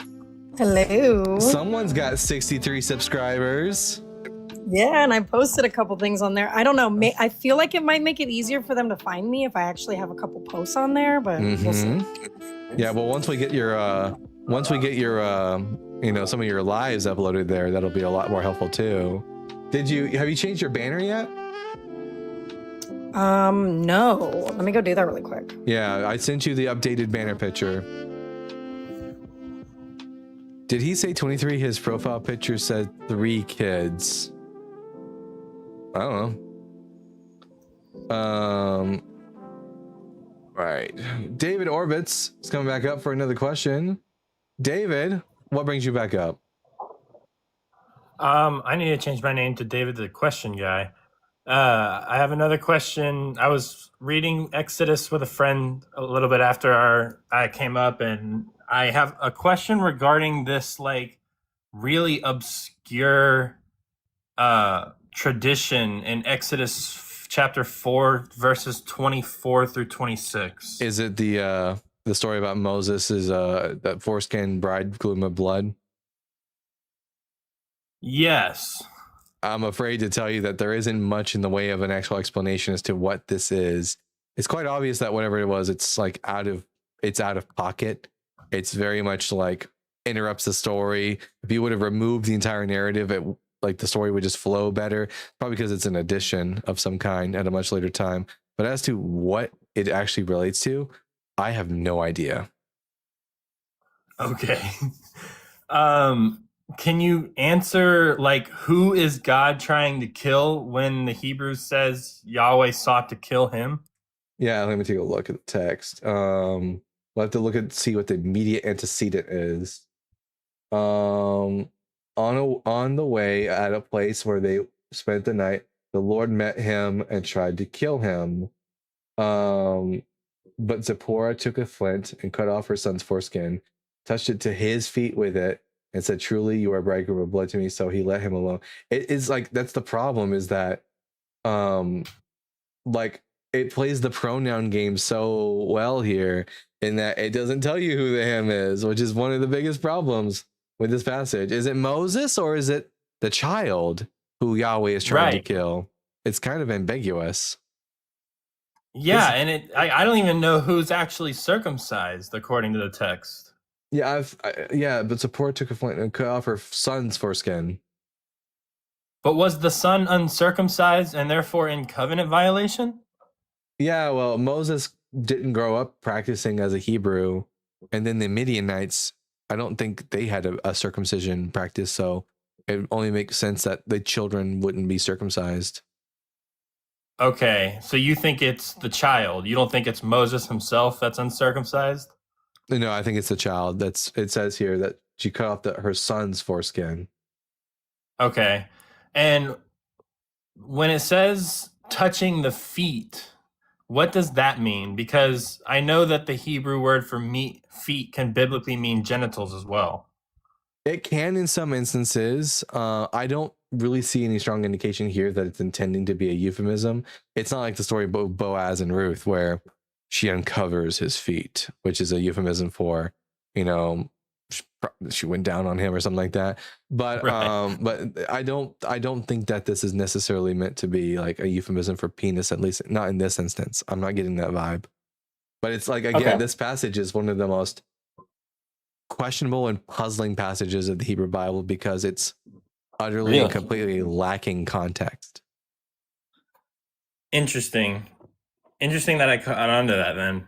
If you like that, there's another fun thing where in the book of Genesis, chapter 14, the story of Abraham and Melchizedek, while it's traditionally said that, you know, that Abraham tithed to Melchizedek, the pronouns are are loose enough that it's quite possible it could be read either way.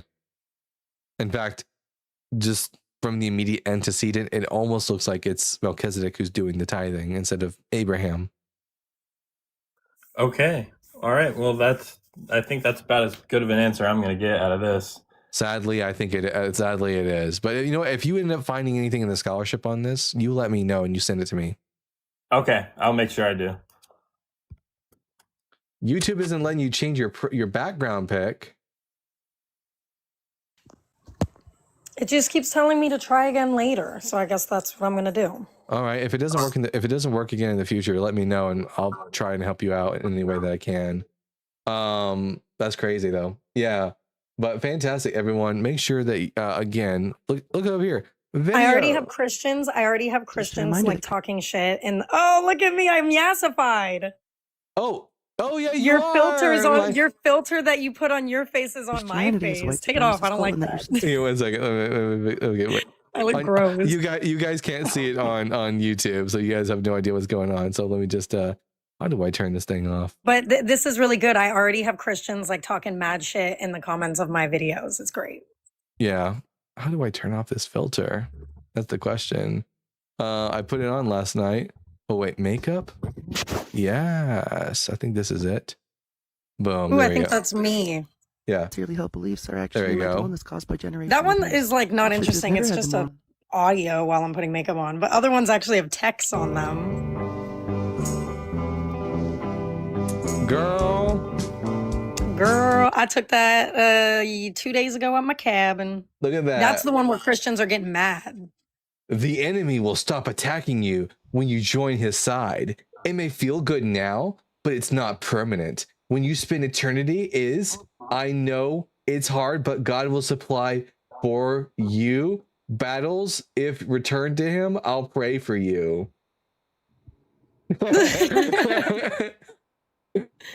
Absolutely not. What's someone? The devil is just a fictional god. Yes. The enemy. Yes. Okay, love that.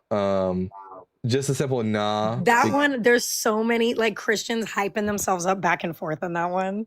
Just circle jerking each other in the comment section. I Love posted that. a new one on TikTok and on YouTube. That one, brand spanking new for TikTok and YouTube. So everybody go give it some love. Oh, okay. Yeah, I love that. Okay. Yeah, absolutely. Yeah, guys, I'm sure by like the end of like the next couple of weeks we can get Cam to 1,000 subscribers. That would be a big deal for me. So go ahead and do that, everyone. I wonder why atheists hate the idea of a creator so much. I don't hate the idea of a creator. It's just not been substantiated with any evidence. What a silly thing for you to say. Why do you Christians hate the idea of there not being a creator so much? Let's see. I can hear you. You're like echoing now. Oh yeah, that's because that way you guys can hear the music. I'll turn it off whenever we get a guest. What's the name of the channel again? At Aragorn Lover. ARAGORNLUVRR. YouTube Punk. I put it in the comments. There you go. YouTube Punk in the YouTube comment section. Go ahead and put the link again to Cam's channel.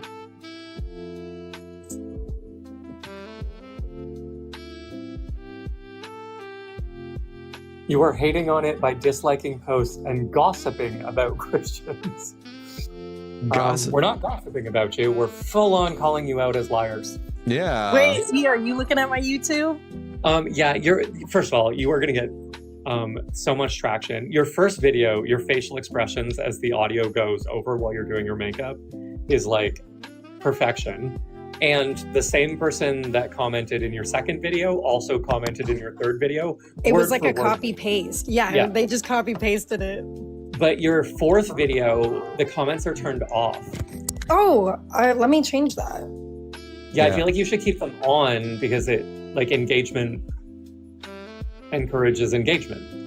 All right. Looks like we got a guest here. I'm gonna bring him up. Mills, I'm gonna ask you, 3 preliminary questions. Question number 1: are you at least 18 years old? I'm 30. And what pronouns do you go by? She, her. And are you a Christian? I am a Christian. All right, I'm Dalton, the Bible guy. I think the Bible's bullshit. Christianity is Wait, false. Dalton, Jesus is... help me. How do I turn the comments on one of my shorts? I don't know how I turned it off, and I don't know how to turn it back on. You hold down the screen, and then it'll have a comment option, and you just say comments on or comments off. All right, cool. Thank you. Yep. I'm Dalton, the Bible guy. This is my friends Cam and Equality. We think the Bible is bullshit. Christianity is false, and Jesus is dead. What would you like to talk to me about? I don't think the Bible is bullshit. Jesus was dead and he's risen. Did you say abortion? I said Christianity is false. Okay, Christianity is false. I don't think it's false. I think my biggest stance on this, really what I can share from my knowledge, and I grew up in a Christian household, right? And I strayed away from that religion for most of my teen years up until I was like 25. I'm sorry, my kids are fighting in the background, but I strayed away from that for most of my years, and I actually went atheist for a while. And what I realized was that every single Bible across the entire world, even like not Christian Bibles, but just, you know, Bibles that are every religious version of their Bible, they all have the same stories, but in different ways that it's told. You mean other holy texts? Yes, other holy texts. Thank you. Not really, no. They do well. What not other than like ones that would Like, line up with like, I mean, the Greeks. I'm talking about. The Greeks have a Go ahead. myth of, for example, of a man sneaking into a cave where there's a cyclops, and then he blinds the cyclops, and when the cyclops asks him for his name, he says, "My name is nobody." And when the other cyclops said, "Hey, who did that to your eye?" he goes, "Nobody did it." And then they get, So they get away. have you read the Ethiopian Bible? Yeah, it's not real. It's just the Christian Bible. It's just the standard Christian Bible, but with more books in it, like the first. Right, Enoch. and the books that aren't included in. So you guys, can you be quiet for a second, please? So the books, I am curious why Christians keep bringing up the Ethiopian Bible. It's not. Well, here's why, more because special. we weren't taught the last books that were taken out. They weren't taken out. No, they were what we were grown up with. Well, I mean, that's not the same as being taken out, though. And taken out would mean that they were originally in the Bible. Well, they were before King James. No, And he decided that's not how that- the canon was built. So Okay, well, the canon wasn't even decided until like well after the Council of Nicaea, and different churches had different canons, but there's no like, absolute perfection. Mwah. Anyways, but there's no set canon for what should and shouldn't be in the Bible. It's just that different churches had different opinions on what should and shouldn't be in the Bible. The Ethiopian church had their own particular canon. The Catholic / Orthodox churches had their own canon. The Gnostics had their own canon. Everyone had their own canon, but like there's no like set, like you have to have this number of books and these books need to be included. And if you don't have it, you've taken them out or you have missing books. right, That's just not how and canon works. that's why Christians are bringing it up, because can you please? Christians are bringing this up because we were raised without that, and we're learning new things. Yeah, but those books aren't special either. I've read, for example, First Enoch. It's like a forgery. It was written in the 2nd century BCE, not by Enoch. Right. So Enoch, the reason that Enoch doesn't qualify is because in our traditional Bible, Enoch went to heaven. He's one of the only people in heaven with God right now. No, Mills, the book of First Enoch wasn't written by Enoch. No, that's what I'm saying. And so that's why it's not it's not considered anything because Enoch was already in heaven and it was written by people. But Enoch I'm so didn't. sorry. Enoch also didn't exist. I would disagree with that. There's a lot more in the Apocrypha. Here, let's get in on to general. something we can talk about a bit more definite here. The reason I think Christianity is false is because the central claim of Christianity is that Jesus is the Messiah. But the problem is that Jesus did not fulfill any prophecies from the Hebrew Bible concerning the Messiah. Well, no, he fulfilled all the prophecies. I mean, have you seen the let's Passion? Name one. Let's name one. Name one prophecy from the Hebrew Bible, the Old Testament, that Jesus fulfilled. What he fulfilled was after he was crucified. Before he was crucified, he went into. I'm so sorry. Can you stop? Okay, let's not slam the door on our brother. So, what he prophesied. I have kids that are to be clear. You know, just home from school. To be clear, what I'm asking about is about prophecies about the Messiah from the Old Testament. Yes. So in the Old Testament, what he did prophesy was before he was crucified, he told them that they were going to knock their church down and burn it, or it would fall to ashes, whatever. I don't think you're understanding what I'm asking for. I don't think you're following what I'm saying. No, you're not following what I'm saying. The Old Testament, the Hebrew Bible, the Jewish scriptures make predictions not by Jesus in the New Testament text. I'm talking about what God told Jesus. No, I'm not. Not asking about that. I'm talking about in the Old Testament, there are prophecies about the Messiah, and Jesus doesn't fulfill any of those prophecies. So you're telling me that when the angels came and prophesied to Mary about her son, that he fulfilled nothing. That's the New Testament. No, that's the Old Testament because the Old Testament. New Testament, the gospel. The New Testament starts after he was. Watch this. I got my Bible here. Okay, I'm gonna fast forward all the way. Can you stop banging on the door? I'm gonna fast forward here to what's this? This is the New Testament. Yeah, we're gonna go outside. And let's go play. And sure enough, the Gospel of Luke is in the New Testament. What I'm asking, to be clear, what I'm asking for, you're not understanding me. What I'm asking for is I want prophecies from the Old Testament text, Genesis to Malachi, where God prophesied the Messiah will come and do X, Y, and Z, and Jesus does those things. So what you're not understanding is the Gospels, Matthew, Mark, Luke, and John. No, what you're they were telling the stories of when they were walking with Jesus on earth. Mills, pay attention. The thing I am asking you for specifically. I'm paying attention. I don't think you're paying attention. You're not. Who wrote Matthew, you're Mark, not. Luke, and John? That's not even important. Matthew, Mark, Luke, and John were the Gospels. Mills, we are not talking about the claims of the New Testament right now. What we are talking about is prophecies about the Messiah that were given in the Old Testament. And by Old Testament, I understand that in the Gospels, the new covenant isn't administered until the Last Supper, when Jesus does the words of institution, and then the crucifixion, the death, burial, and resurrection.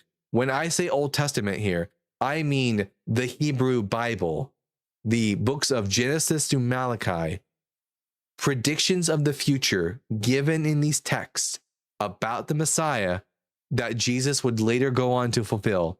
He doesn't do it at all. Do you now understand what I'm asking from you?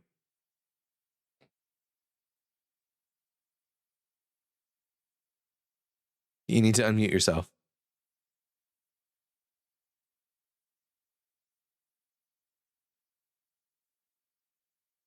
And she ran. Was I not being clear? Some of this from a movie. People in the comments were saying she is getting this from a movie. She referenced The Passion of the Christ, which is the name of a film. Nini, why are you licking my fingers? All right, I guess we'll try with someone else. That was driving me crazy. When I ask you for a thing, I'm not asking about other things. All right. Oh, you figured out the... Okay, but take a second. It's the perfect shade. You're the right shade of blonde. It's the perfect shade. It's not yellow. Here, let me get this Love for that for me. my people on YouTube to see. Better One into sec. the light. There we go. Fantastic. Yeah, looking hella good. Yep, and look, I don't have all that brown anymore.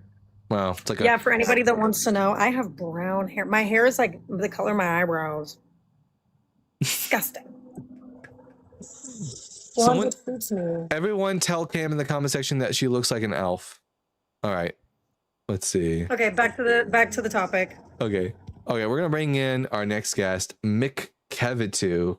Mick Kevitu, I'm gonna ask you 3 preliminary questions. Then we'll get to the conversation at hand. Question number 1. Are you at least 18 years old?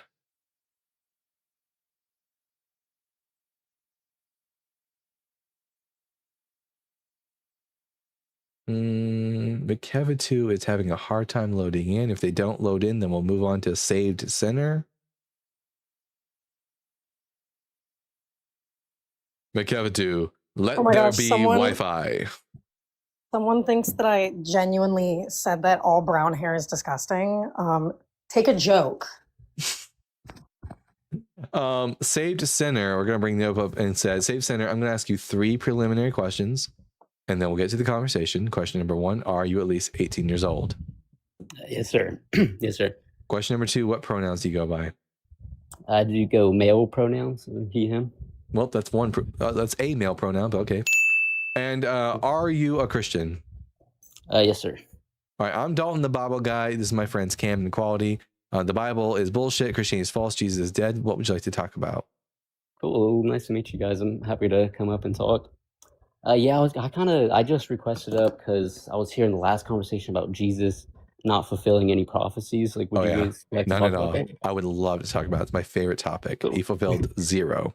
Cool. So, do you mind if I read a prophecy here and we can just see if he fulfilled that? We can do even better. I can pull it up on myself and we can read it together. What Yeah. passage? So, Isaiah 53, starting at verse 3. Every day, Isaiah 53. We get Isaiah 53 every goddamn day. How about we start at 52, verse 13? No, I mean I said 53 verse 2. Like, we can start there if you want. Well, no, we'll start at the beginning of the suffering servant passage, which is Isaiah So- 50, which is Isaiah 52, verse 13. That's the context. Context is king. Yeah. See, my servant shall prosper. He shall be exalted and lifted up and shall be very high. Question: is this the first time that the servant is mentioned in the book of Isaiah? I'm not sure. It's not. The servant is mentioned several times. In fact, did you know that the servant is explicitly told to us who it is earlier in Okay, Isaiah? so would you say that it's not talking about Jesus in any capacity? In any capacity. Okay, and so what's led you to believe that? Yeah, I'll show you. You got your Bible on you, right?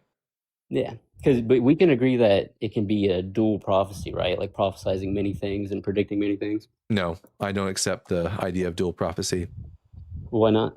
Because I've never been given a good argument. It seems like the only reason people believe in dual prophecy is because they need prophecies to be about Jesus when in their original context, they're not about Jesus. So if there were things written about the servant that wasn't fulfilled by the specific person you're talking about, would you say it could be talking about another person also? No, because I'm more than okay with prophecies just failing. But yeah, and again, because what I was going to, Isaiah 53 says that a man will come and be stricken for our sins and take the wrath of God. We'll talk about that in a second. We'll talk about that in a second. But Yeah. first, we need a little bit of context. Isaiah 41 verse 8 is the first time where it tells us who the servant is. It's on the screen. Would you like to read it for us? You can read it. I mean, but you, Israel, my servant, Jacob, whom I have chosen, the offspring of Abraham, my friend. Who is the servant according to this passage? according to this verse, it's Israel. Yeah. All right. Now we're gonna move up closer and closer to Isaiah 53. So Isaiah 44, verses 1 through 2. But now, but you can agree, Isaiah 53 is talking about a person, right? It's talking about people. That's why there's actually a one time. I'll show you when we get there. It actually uses a plural pronoun at one point for the servant. But even if it uses a singular pronoun, that's quite typical in prophetic literature, like Exodus 4:22, Hosea 11 verse 1, where the nation of Israel as a collective gets referred to as a he and a him in the singular. Okay. Yeah. So Isaiah 44 verse 1, but now hear, O Jacob, my servant, Israel, in whom I have chosen. So here, who is the servant? Jacob. So when I go down to verse 20, and I go down to verse 21, remember these So things. wait, so do you agree it was Jacob and Israel as a servant, or is he talking to Jacob? Jacob and Israel are the two names for the same people group. Remember, in the book of Genesis, there was a guy named Jacob. He wrestled with God, and God changed his name to Israel. Then he had 12 sons, and those 12 sons went on to be the 12 tribes of Israel. They're also called the tribes. Like understand your interpretation of the verses more and everything. Israel and Jacob refers to the same people group. It's a people group. Remember these things, O Jacob and Israel, for you are my servant. I formed you. You are my servant. O Israel, do not forget me. Okay, Isaiah 45. Notice that we're creeping up closer and closer and closer to the suffering servant passage. Isaiah 45, verse 4. For the sake of my servant Jacob and Israel my chosen, I call you by name. I give you a title, though you do not know me. Isaiah 48, verse 20 says, get out of Babylon, flee from Chaldea, declare this with a shout of joy, proclaim it, send it forth to the ends of the earth. Say, the Lord has redeemed his servant Jacob. And then one last verse, Isaiah 49, verse 3, we get to, it says, and he said to me, you are my servant Israel, in whom I will be glorified. Now, all of this talk of the servant is Israel, the servant is Israel, the servant is Israel, when I get to Isaiah 52, and the whole passage leading up to is about how Israel will be exalted and lifted up, and I get to Isaiah 52, verse 13, says, see, my servant shall prosper. Using my context clues from what I've read up until this point, who should I think the servant is? Yeah, I could definitely understand your point with that. Yeah. It's just like when I read wait 1 second, I gotta see.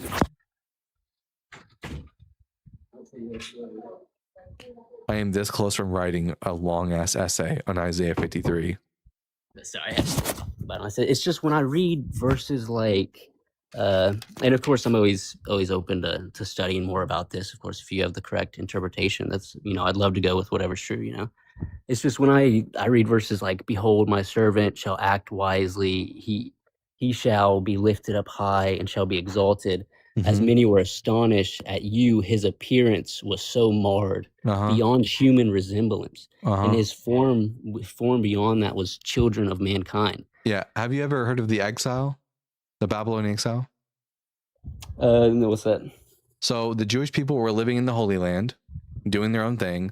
A lot of them were sinning, but there was always like this contingency within Israel of righteous Israelites who remained faithful to God. But because of the sins of all the people around them, what ended up happening is God sent the Babylonians to go and sack Jerusalem, destroy the city, burn down the temple, and carry the people away into exile. That's what this passage is describing, the suffering of the servant Israel in the exile. Okay, and so I'll definitely look more into that and everything and study into that. So do you mind if we go to like another prophecy that I was thinking of? Sure, because I am so over Isaiah 53 at this point. I've talked about it at least 10 times this week. Yeah, cool.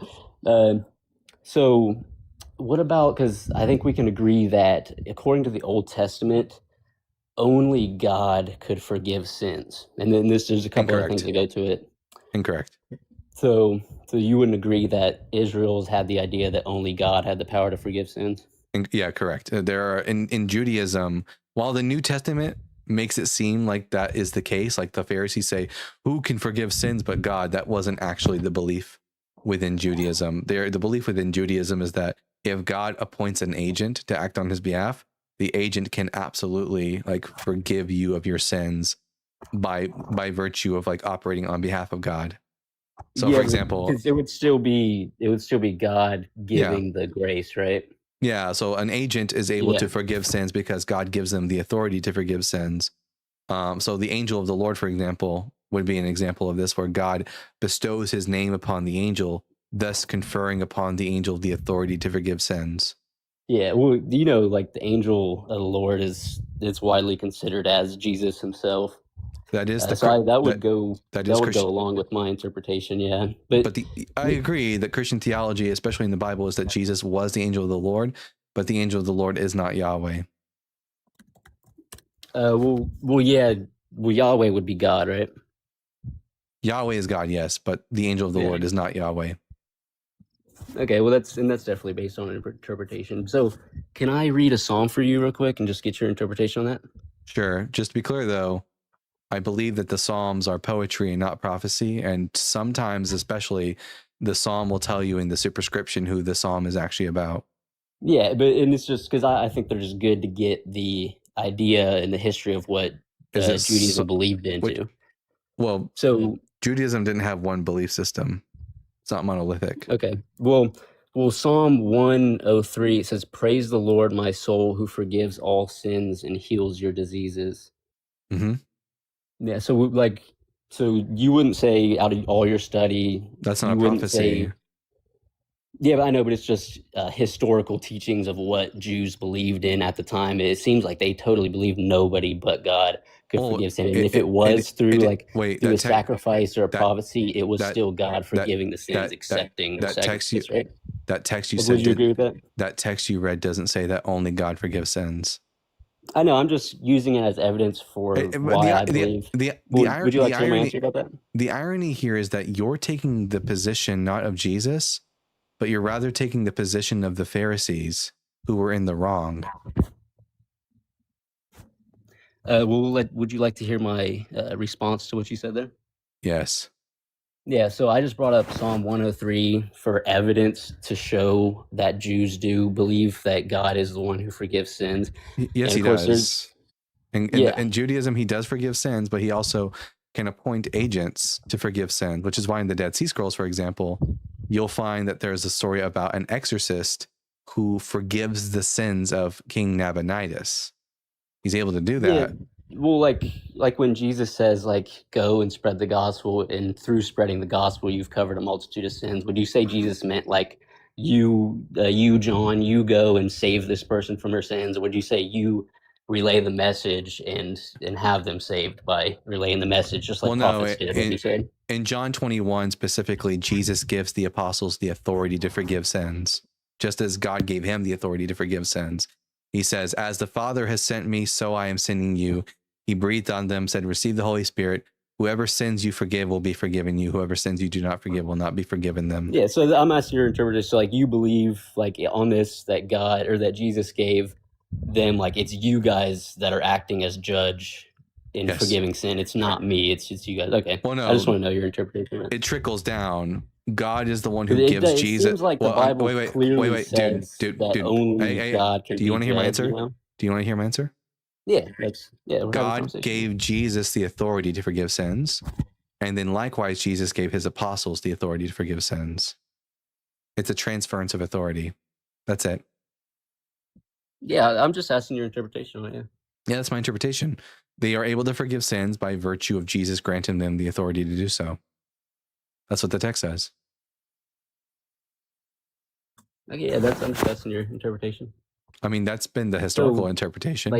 Even in Christianity, it's the basis for. I'm just wondering what you believe on it. That's the basis for the Catholic idea that priests are able to forgive sins, which is the historical position for the vast majority of Christian history. That has been the position of Christianity. So I'm just asking your interpretation of it and everything. I'm not, but so what would you think about the idea of the Old Testament saying only God can control nature and only God can control the storms, and anyone that God gives the authority to do so. So and then Jesus, he does these things. He calms a storm, and then his followers say, "Who is the only one who can do this?" I feel like God. And then I feel like you're and then not. after that, they called him. I feel like you're not Well, can listening. you let me finish? I feel like you're not listening to me. Yeah, I'm not sure. Your interpretation of Judaism is incorrect. As someone who used to practice Well, Judaism, so I know that I you're was incorrect just on Judaism. I was just saying this specific story. So was just, you can say the followers of Jesus had a wrong interpretation. This is just what they said. So No, the earliest Christians would have So would agreed you- with the earliest Christians would have agreed with me over you. okay. So I'll just I can pull up the part if you want me to read it Here, out. I'm just giving you the story. who turned the Nile into blood? So, see, I'll go on just what I was talking about. So, Jesus, when he calmed the storm, Who turned the Nile into all blood? his followers said, "Who's the Who- only one who can do this? God Sage, is the only one who can do this." If you don't engage, this is not going to go anywhere. You've been very good up until this point, but I need you to engage with what I'm saying. Who turned the Nile into blood?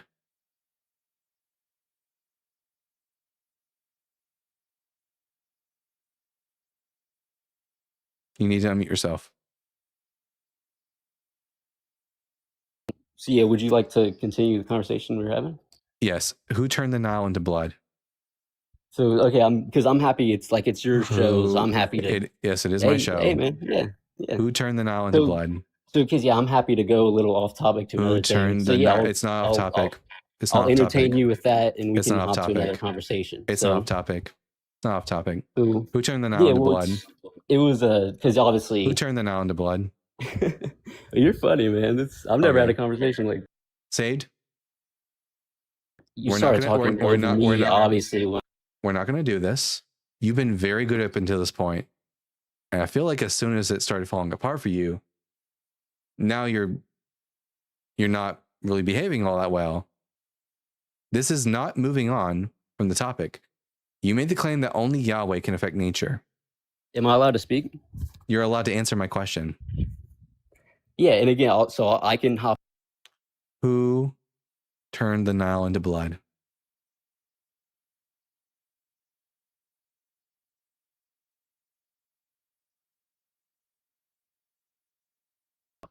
Am I getting muted or? Yes. Who turned the Nile into blood?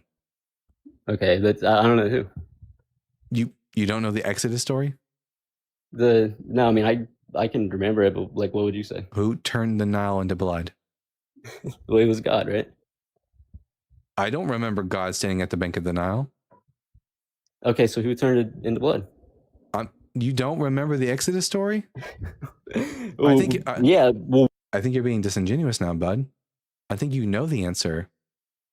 Well, what I remember, it was God who did. So you can correct my, Was my God- knowledge. was- You could correct me. if Did you want God to. did God stand at the bank of the Nile with a Well, rod in his hand? Well, am I just getting grilled for my Bible knowledge right now, or Yes. are we going to continue the other conversation? I feel like you're not being I feel like you're not being genuous with me, and I'm getting. Well, 'cause- and if you're not going to be ingenuous with me, like everyone else can answer the question in the comment section, you don't seem to be able to do so. And I'm not going. Am I allowed to talk for at least 1 minute straight here? You're allowed Just to 1 answer. minute You're before allowed I to get answer. talked over. You're allowed to answer the question. Okay, so if I talk, will I get talked over when I talk? All right. Okay, so just to answer everyone's question, it was Aaron and Moses who turned the Nile into blood because God gave Moses and Aaron the ability to have control over nature. So Jesus having control over nature doesn't mean he's God, it means that God gave him authority. But the guest became cowardly and did not want to answer the question. So anyways, we're going to bring up the next guest, Sir Game-A-Lot. Howdy, partner. What brings you up to the Bible Guys show? Good to see you. Did specifically someone, or are you just asking just in general? Hello? Sometimes, like, you ask 20 times. Yeah. Whether you annoyed someone or... Oh, I don't think they knew they were coming up. All right, that's fine. Saved Sinner, in the future, you are allowed to call back in. You just got to answer questions that are asked of you. All right. Save Center, you for the first like 80% of the conversation, you engaged in good faith and had a good back and forth. And then when pressed on one specific issue, just wouldn't respond. Yeah. All right. Pronathena Avka. Pronathina Avka. Are you at least 18 years old? Yes, yes, I am. And what pronouns do you go by? He. And are you a Christian? Yes, of course. All right, I'm Dalton the Bible Guy. This is my friend Equality. We think the Bible is bullshit, Christianity is false, and Jesus is dead. What would you like to talk to me about? Yeah, I had a question like, why the Bible though? Why not Islam? Why are you not saying the same thing about? Because I'm not educated enough on the Quran to talk about it. And unlike Christians, So I tend to avoid if talking you were, about if things. you were, would you consider Islam? Oh, I would never consider Islam. I'm very much against pedophilia. Same here. Yeah. So I see. take a different approach than the Bible guy. Christianity and Islam are the exact same cult. They have all the same quote unquote values. They believe in all the same bullshit. Everything about them is identical except their hats. And they've been murdering each other for a long time over the nuanced differences between what they believe. But to be clear, Sorry, is the Equalitist also the host, or am I Yes. talking just to you? So Yes. two Equality hosts, is yeah. Equality is also the host. Yes. so I don't know if you are Muslim and you're saying that we should follow your nonsense. And I love that you glazed past that Muslims are pedophiles. But it is the same crap. It's the exact same crap. And the reason that the Bible guy calls out the Bible is because he knows the Bible. It was his lived history. And in the Western world, where we live, it's Christianity that is causing the problems. In the Eastern world, it's Islam. It's the same crap, though. I'll tell you this: as soon as I become more educated on the Quran, though, we will absolutely be shitting on that holy book too. We'll have Quranic episodes, like the fact that the Quran says that sperm comes between the backbone and the ribs, and it mistakenly thinks that one Mary is the same as a different woman by the same name. It's also bullshit. But like, I'd rather just talk about things I'm educated on, so I talk about the Bible. Okay, so tell me, were you at any point in life Christian? I grew up Protestant and Catholic, yes, and then I actually left Christianity for Judaism at one point, and then went from Judaism to deism, and from deism to just straight up atheism. So what pulled you out of religion? Like, what was the main issue? Oh yeah, okay. So I read this book. Here, let me pull it up. It's actually here. I read this book, and it made me into an atheist. How did that come to be? Well, the latter half of the book made this claim. It said that Jesus was the Messiah, and then it would like quote the first half of the book, and then I would go and I would check those quotations, and then it would turn out that those quotations were either taken out of context or they were mistranslated to make it look like this Jesus guy was the Messiah. So I had to forsake Christianity. So just because you think somebody made an error, you discard all the religion? Oh no, I mean like itself, if Jesus isn't the Messiah, then Christianity is false. But like, who told you that he's not? Like, why are you trusting some maybe infallible sources? Oh no, instead of the Bible is a fallible source. Infallible. Yeah, isn't the Bible supposed to be God's word? I went to the Old Testament. Infallible. I don't know if my connection is good. Like, it's infallible means what? Infallible means without error. Yes. Yeah. Yes. Why am I trusting in an infallible source? Why are you not trusting it? Well, that's the problem. Is that the claim is that the Bible is infallible, but it's not.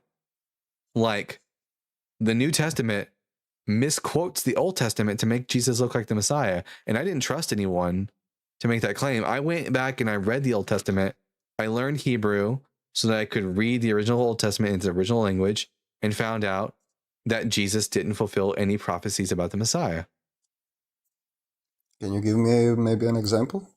Yeah, Isaiah chapter 2 says that when the Messiah, that during the days of in the last days, that there will be universal peace, there will be no more war, and they will turn their swords into plowshares. That never happened.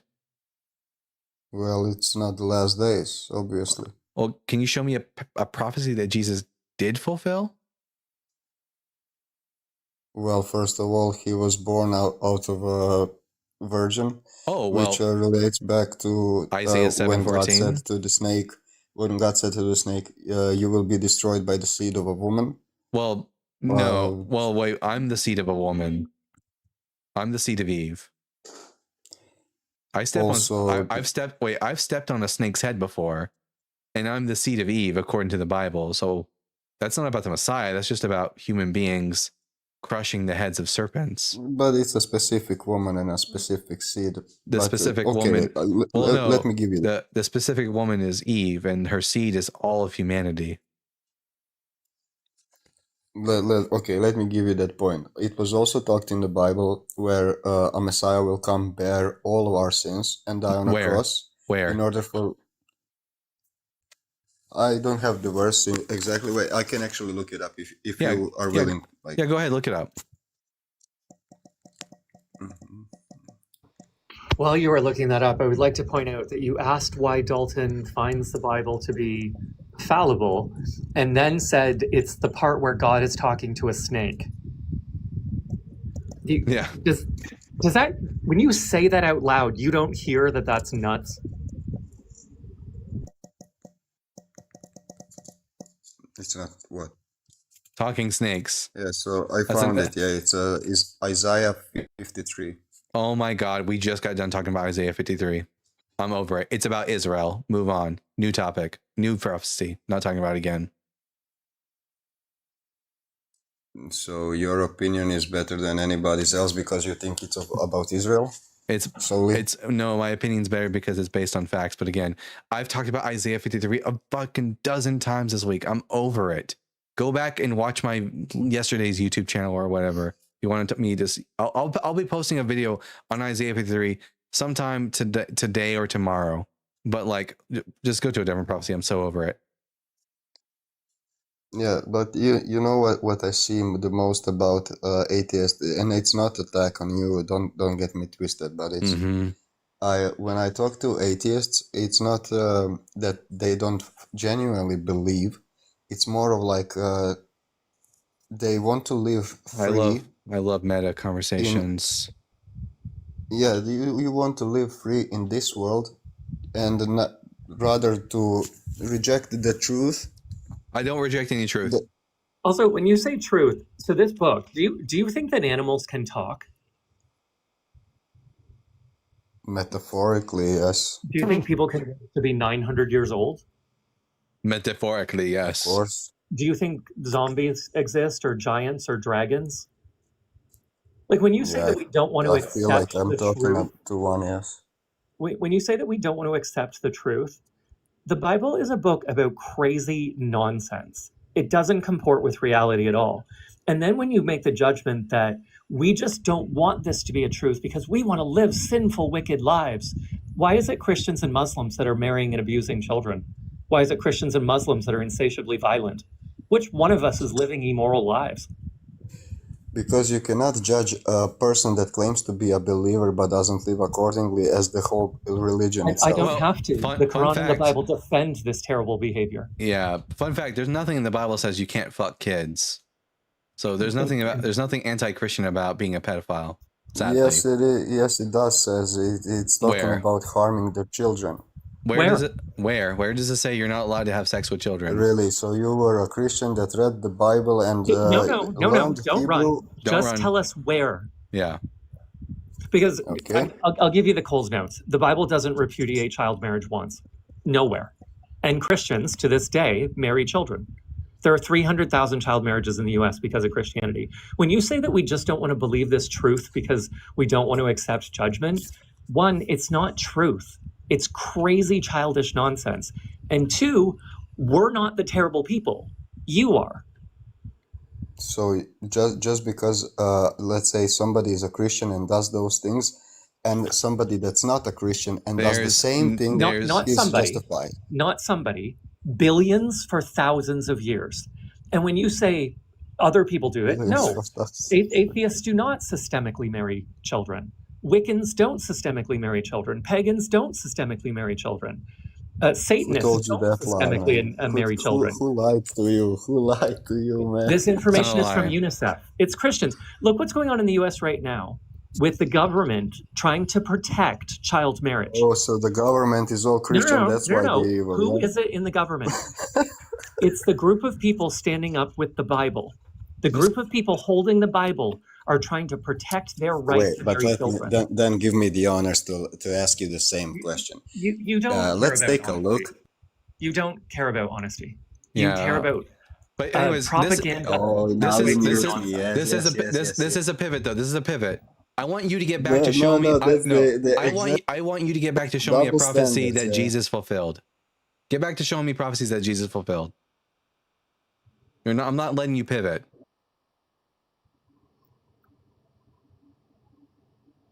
Go on. Show me a prophecy that Jesus fulfilled.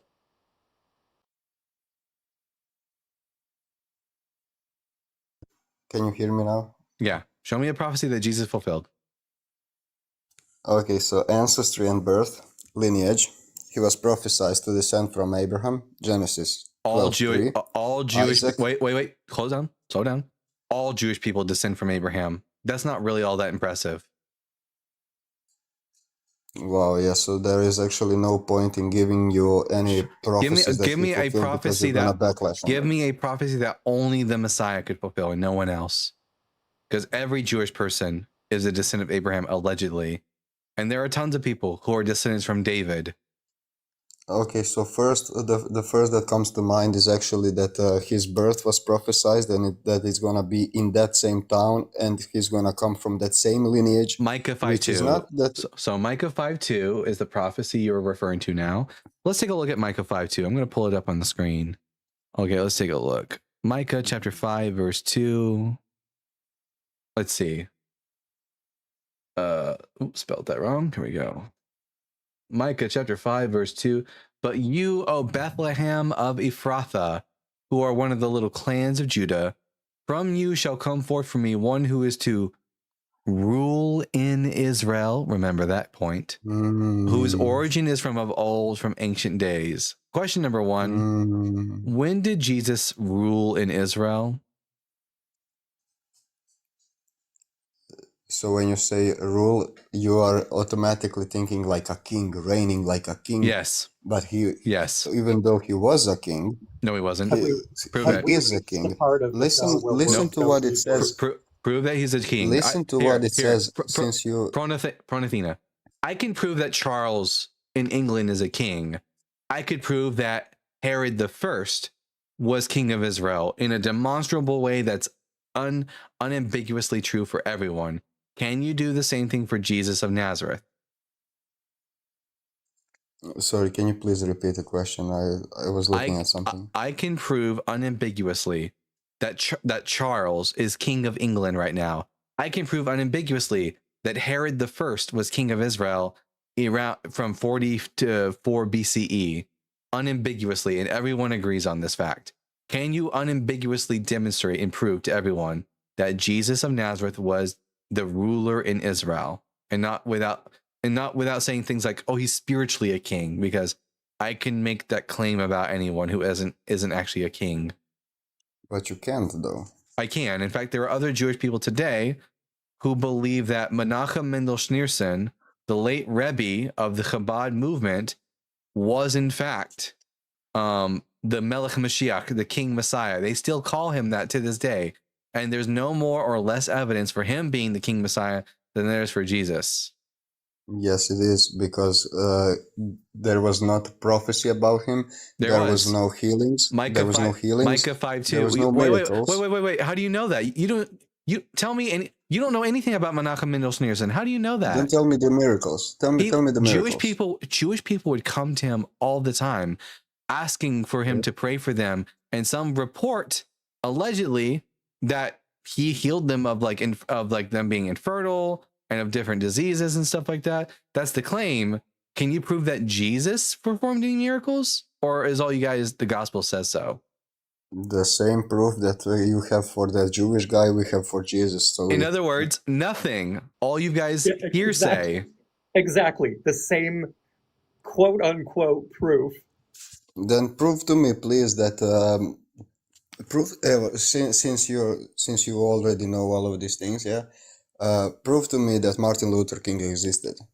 Why are we So talking bad. about? Wait. We're not So talking bad. about what? That's a weird pivot. No, Because no, no, wait, just no. we're talking about proof, No. You pivoted just now. No one here is questioning whether or not Jesus existed as a person. The only thing that we're questioning is whether or not Jesus is capable of doing magic. Also, we have photographs of Martin Luther King. We don't have any photographs of Jesus. But like, no one here is questioning whether or not Jesus existed. We're questioning whether or not he could do magic. Do you understand the difference? Yeah, I can see how you can classify that like as magic. So to be clear, you're Because not able to demonstrate that Jesus was, in fact, a ruler in Israel, can you? I think we will both know when the day comes. Yeah. So that's a no. All right. The vague threat that you do about Judgment Day and Hellfire. Yeah. One day we're going to find out. Stop threatening people with crap. No, I'm not threatening. It's just the truth. So, anyways, man. that's Like, it. That's I'll take. You already know I'll take that God exists, but you reject to believe. No, I don't. I do not. I'm not going to let you lie about me. So I'm going to take that as a concession on your. Satanism right there. I'm going to take that as a concession on your part that you can't prove Jesus is a king. So that's a concession. You have any other prophecies you'd like to try and do and take a huge L on? Also, why do you always regress to just preaching? Yeah. And don't pervert the word truth with your mythology. That's not the truth. That's a mythology that you believe in. The truth is what you can verify with evidence. Don't pervert that word with your filth and then threaten people with it. Don't do that. It makes you a terrible, terrible person. Any other prophecy you want to get cooked on? So you can prove to me that atheism. Oh, sorry. The question was, are there any other prophecies you would like to get cooked on? Prophecies. If you will be intellectually honest, that you would actually cook me up. I've been nothing but intellectually honest this entire Why you conversation. keep muting me So all what? the time, man? Yeah, like So this what? is not honest. So what prophecies do you have for us, big boy? What do you got? Again. Sorry, all I hear is this. When I want to be hearing you giving me prophecies. Oh. And shit.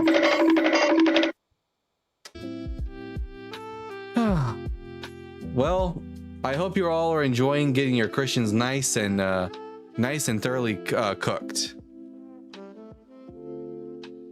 All they can do is whine and preach, and also claim with no evidence whatsoever that we secretly believe in their God. I'm sorry, we don't. Your God is bullshit. We don't believe in it.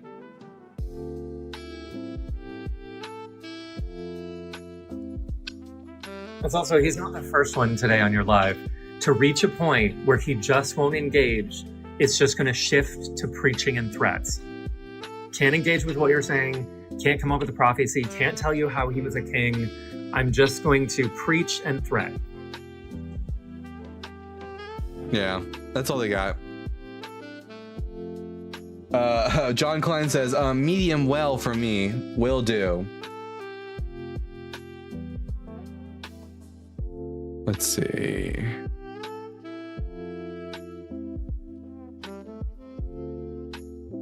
Gee whiz.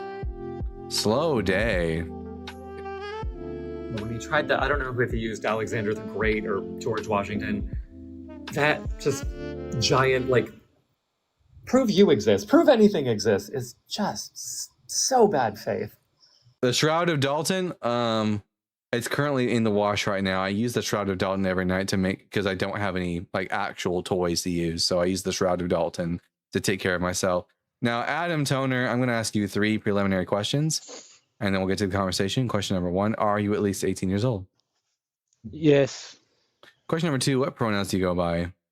He, him. And question number 3, are you a Christian? No, I am not. All right. What are you? I am a devoted atheist. Okay. I'm Dalton the Bible Guy. What brings you up to the Bible Guy show? I thought since you were having a slow and terrible day during this live, I just wanted to give you some good news from my end of the world. Oh, yeah. Yeah, we talked before. I changed my name. I'm Efraulf. Ephraim? Efraulf. I sent you that terrible band picture. the terrible dad picture? Band picture. Oh yes, yes, I do remember you now. Yeah. Howdy, Yeah. partner. My parliament in Sweden, I'm not very fond of them at the moment, but they this week has made conversion therapy illegal. Hey, nice. I love to see progress being made. So That's awesome. That's really yeah, awesome. that's. Have you listened to John when he's talking to Fro? John Cohen, the Norwegian guy. Yeah. No, He's I got haven't. a- I he's haven't got heard a- that. He's got a regular guest. He's from Norway, and he's got into some deep trouble from his conversion. And I just thought I'd share it to the world that sometimes Parliament can do decent stuff. Yeah, that's fantastic. I love that. Good for you guys. It's about time. Yeah, we're moving. Conversion therapy is just conversion torture, and Yeah. it's abusing children. And also, drum roll, it doesn't work. It doesn't do anything. No, it just makes things worse. Yeah. In every way. Yeah, that was it. Listen and learn, all you shitty governments out there. Absolutely. Take notice, America. Am I right? Try. Oh, well, hey, thank you for coming up and giving us that little bit of good news. It's always nice to get a bit of good news in the midst of a bunch of shitty people calling in. True that. All right. You have a wonderful Take day, care, bud. bud. Ciao. I love that.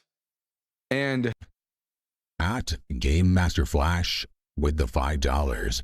Can I get a side of LDS with my barbecue? Actually, is there any Seventh-day Adventist left? Lucky for you, we got plenty in stock for you. Whatever you want, I can get it for you. Now LDS is a bit more rare, so it's going to come at a higher price, but we can get it for you, I'm sure. Oh yeah, YouTube Punk, that's good. I like that picture. That's funny. Okay, let's take a look now and see where Cam's at right now. So last time I checked, she was at 53 subscribers. And now we're at 84 subscribers. Woo, woo, woo, woo. Okay, so I think what I got to do is I got to get her on Justin's show so he can promote her. I'm going to message him about that. Also, I messaged Justin, I think it was yesterday, everyone. I messaged Justin. I got a text message from somebody. Let me take a look. Let me see. I messaged Justin yesterday and I said to him, my audience is demanding we get Atheist Fireman calendar going. He said, let's fucking do it. So, you know, we're going to be working on something like that. A calendar, all of us dressed up as firemen, sexy firemen. So keep your eyes out for that, for deconstruction calendars. Yeah. And someone said, subscribe to what? Cam has a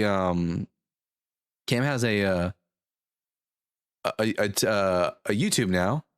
We're trying to build up her YouTube channel at Aragorn Lover, the Cam Show. And we're building it up right now so that we can get her monetized. Listen, she doesn't make quite a lot as a teacher. You know, they don't pay teachers well enough, and we're trying to do our best to try to help her out. So at Aragorn Lover, I'm going to type it in the comment section again. YouTube Punk on YouTube. Make sure to put the link in every like 10 minutes or so. Put Cam's link in, but for everyone here on TikTok, there you go. That's her YouTube handle name. Yeah.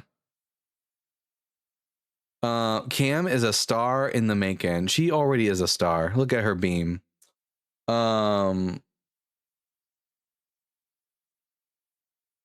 Let's see. What's going on over here? Who's ever?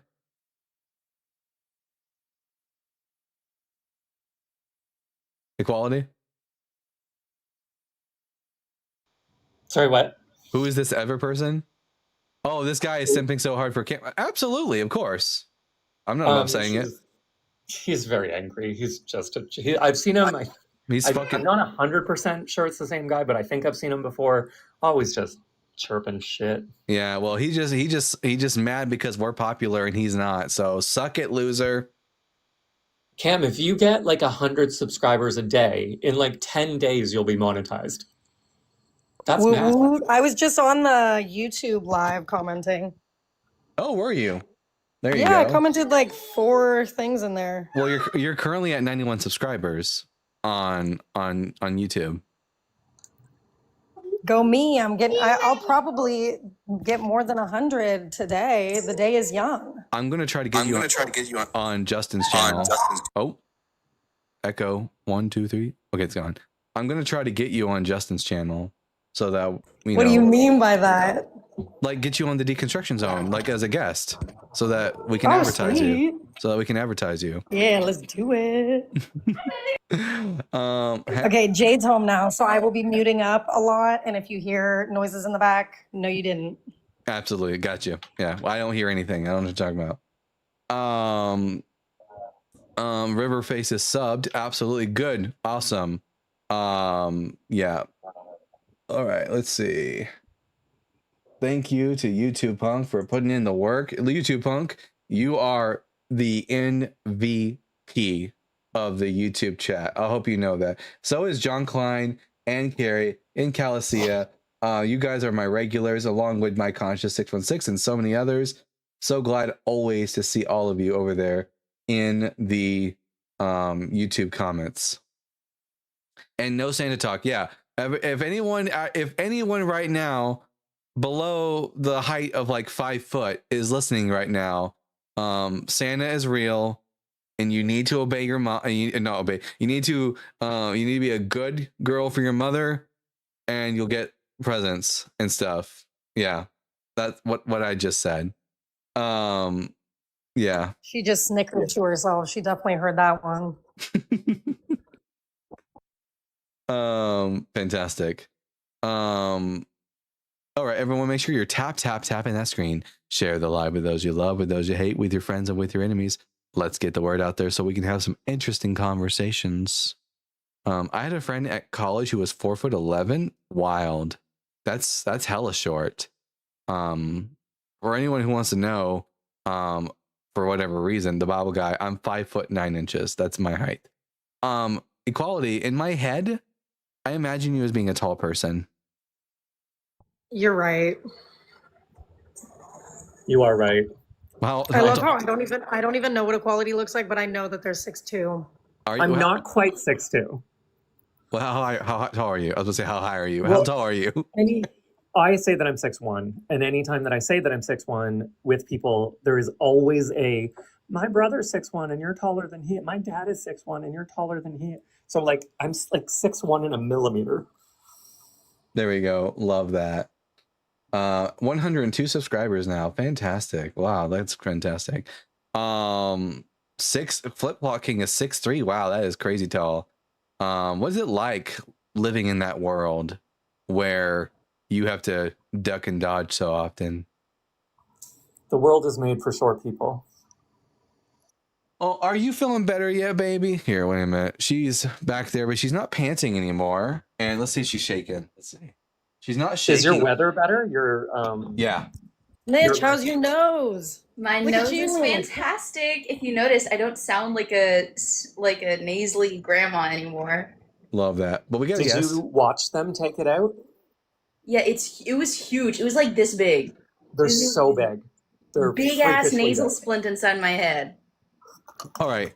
Drink the Dr. Pepper. I'm going to ask you 3 questions and then we'll get to the conversation. Are you at least 18? Yes. And what pronouns do you go by? He, him. And are you a Christian? Sadly, no. I'm an atheist. All right. What brings you up to the Bible Guy show?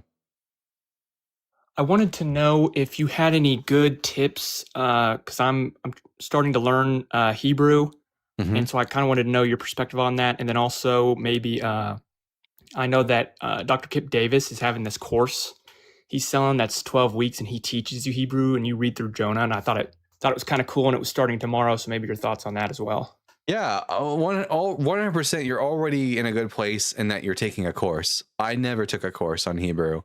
The way that I did it the long and hard and arduous way. So I started. I have an old King James Version Bible that I've had since I was a teenager, and I found the Hebrew alphabet in Psalm 119. So I learned the alphabet. In fact, now my mouse pad, because I'm a nerd, is the Hebrew alphabet with vowel cool, points. But I learned the alphabet. I learned what each letter was called, what sounds it made. I learned vowel points. I learned basic nouns, people, places, things. Eventually ended up getting a English Hebrew parallel Bible so I could practice lexicons, and it just took years of it. I think the only reason it helped though is because I'm really good at seeing patterns, like in language. So that's what helped me a lot in learning Hebrew. But you're already on a faster course towards knowledge of Hebrew than I am, and that you are taking an actual class. Luckily, about a year or two ago, I got a subscription to what's called the Great Courses Plus. If you don't know what the Great Courses Plus is, think of it like Netflix for smart people. It gives you classes and rudimentary courses on pretty much any topic you can think of, whether that's science, literature, art, languages. I took the class on biblical Hebrew and Koine Greek, and it helped quite a bit. So just furthering your education is the way to go.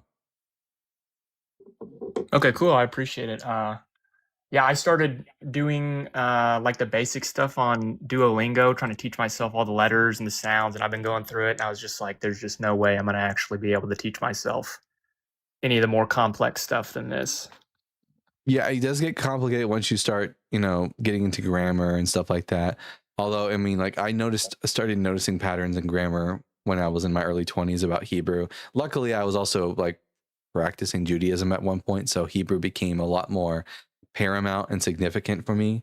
But you're on a good path, and I congratulations on starting that, and good luck on the Kip Davis course. Oh, I appreciate it. Can I ask one more question? Yeah.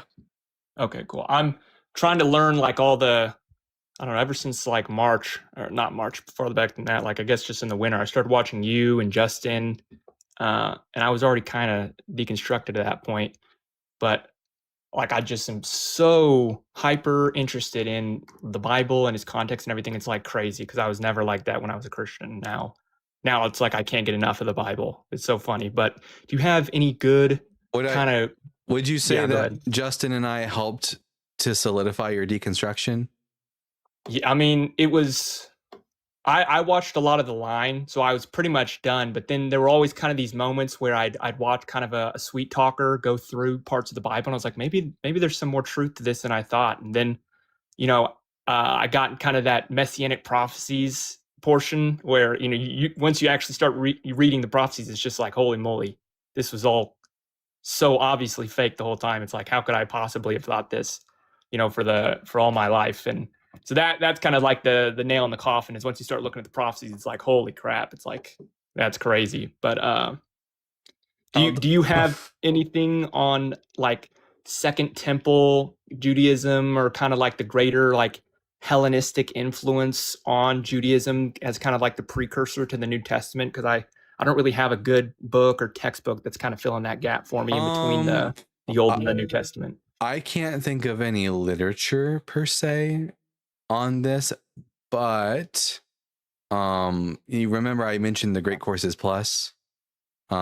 They have a course on there on the history of Judaism, and they have a course, one of the classes on that course is over the Greek influence on Christianity and Hellenization under Alexander the Great going forward. Okay, cool. Yeah, I'll have to check that out then, definitely. Absolutely. All right, sweet. Well, thank you, man. I appreciate it. Happy to help. You have a wonderful day. You too. Cam, do you think that counts as a tally or a half a tally or something like that? Oh my gosh. I'm so sorry. I was only like half listening. I think it counts a little. Oh, okay. Then someone said I helped them deconstruct and I got another tally. All right, that's a tally. What, you have 3? 4. Rude. Yeah. Suck I it. say half a tally. Half a tally. I'll give it half to Justin and half to me. So 3.5 to your 3. Fantastic. And I only have 2. I only okay. have 2 tallies. Somebody in the comments said I had 3. That's not true. Oh, okay. But you just got on YouTube like today.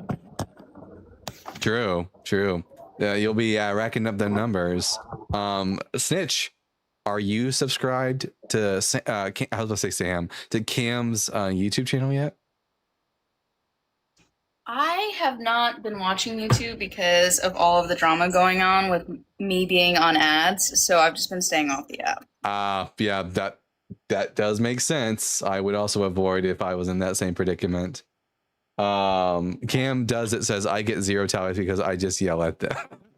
Listen, I do my own fair share of yelling too, although like I'm trying to be more calm, but Sean says being on ads. Yeah, Sean, this gum company, like Snitch, called them out for their bullshit, and now they use her on their ads.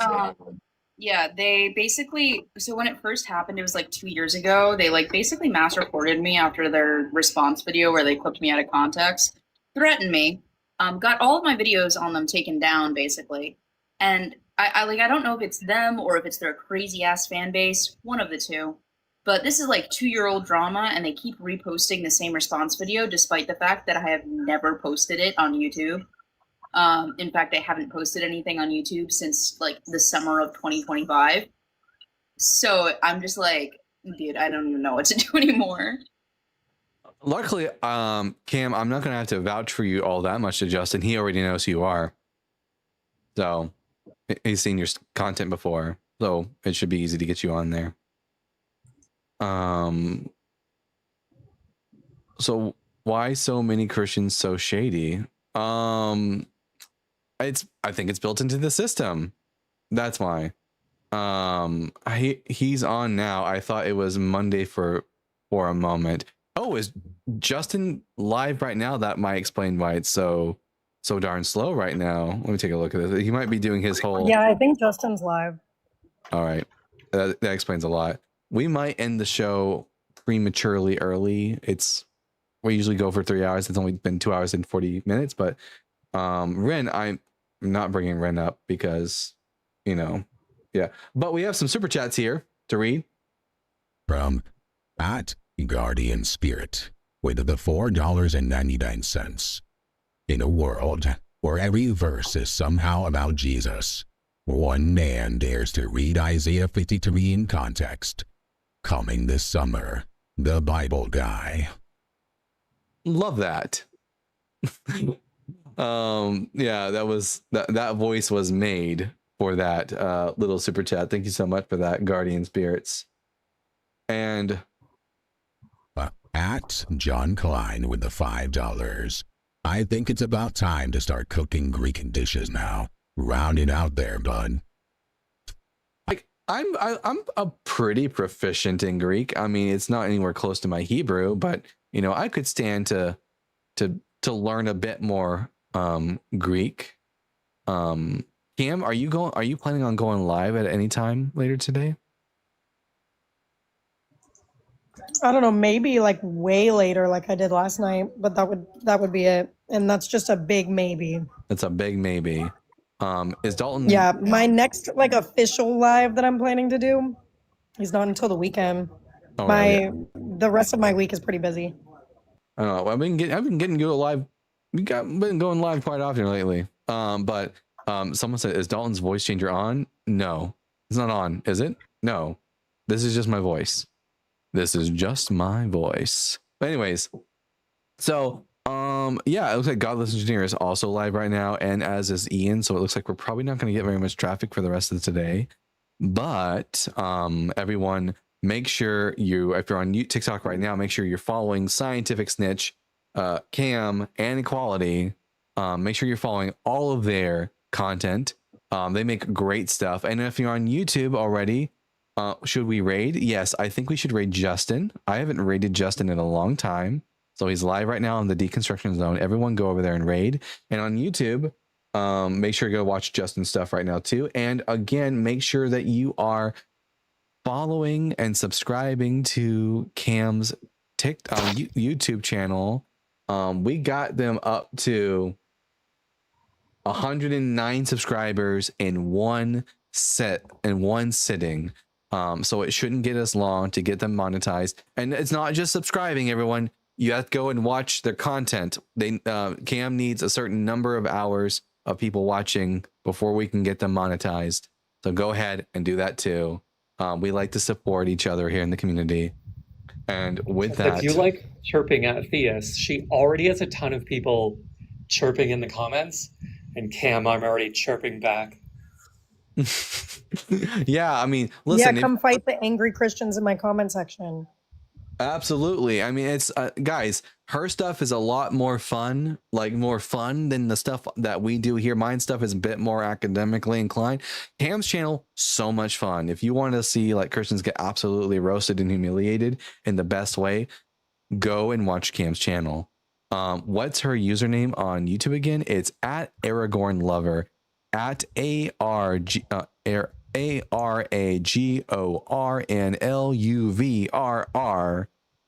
Or she just wrote it in the comment section, so there you go. And then thank you Lickit28 for putting the YouTube channel in the description, in the comment section. Love that, so good. Thank you so much. We will be doing Bible Guy After Dark later today. I gotta go walk my dogs and eat dinner. But then after that, we will be going. I might hang out on Justin's channel for just a second, but then we are going to do Bible Guy After Dark. And then maybe later tonight, we'll be going live on Cam's channel. We'll see what happens. But with that, I've been the Bible Guy. Remember to keep reading, keep learning, and we'll see you all again later tonight. Bye. Yeah. Oh, I wanted to ask if I'm just going to be writing my review all day, so if you get any abiogenesis stuff on Justin's live while you're up, just hit me up and I'll hop on over. Absolutely. Thank you so much. All right, everyone. Bye.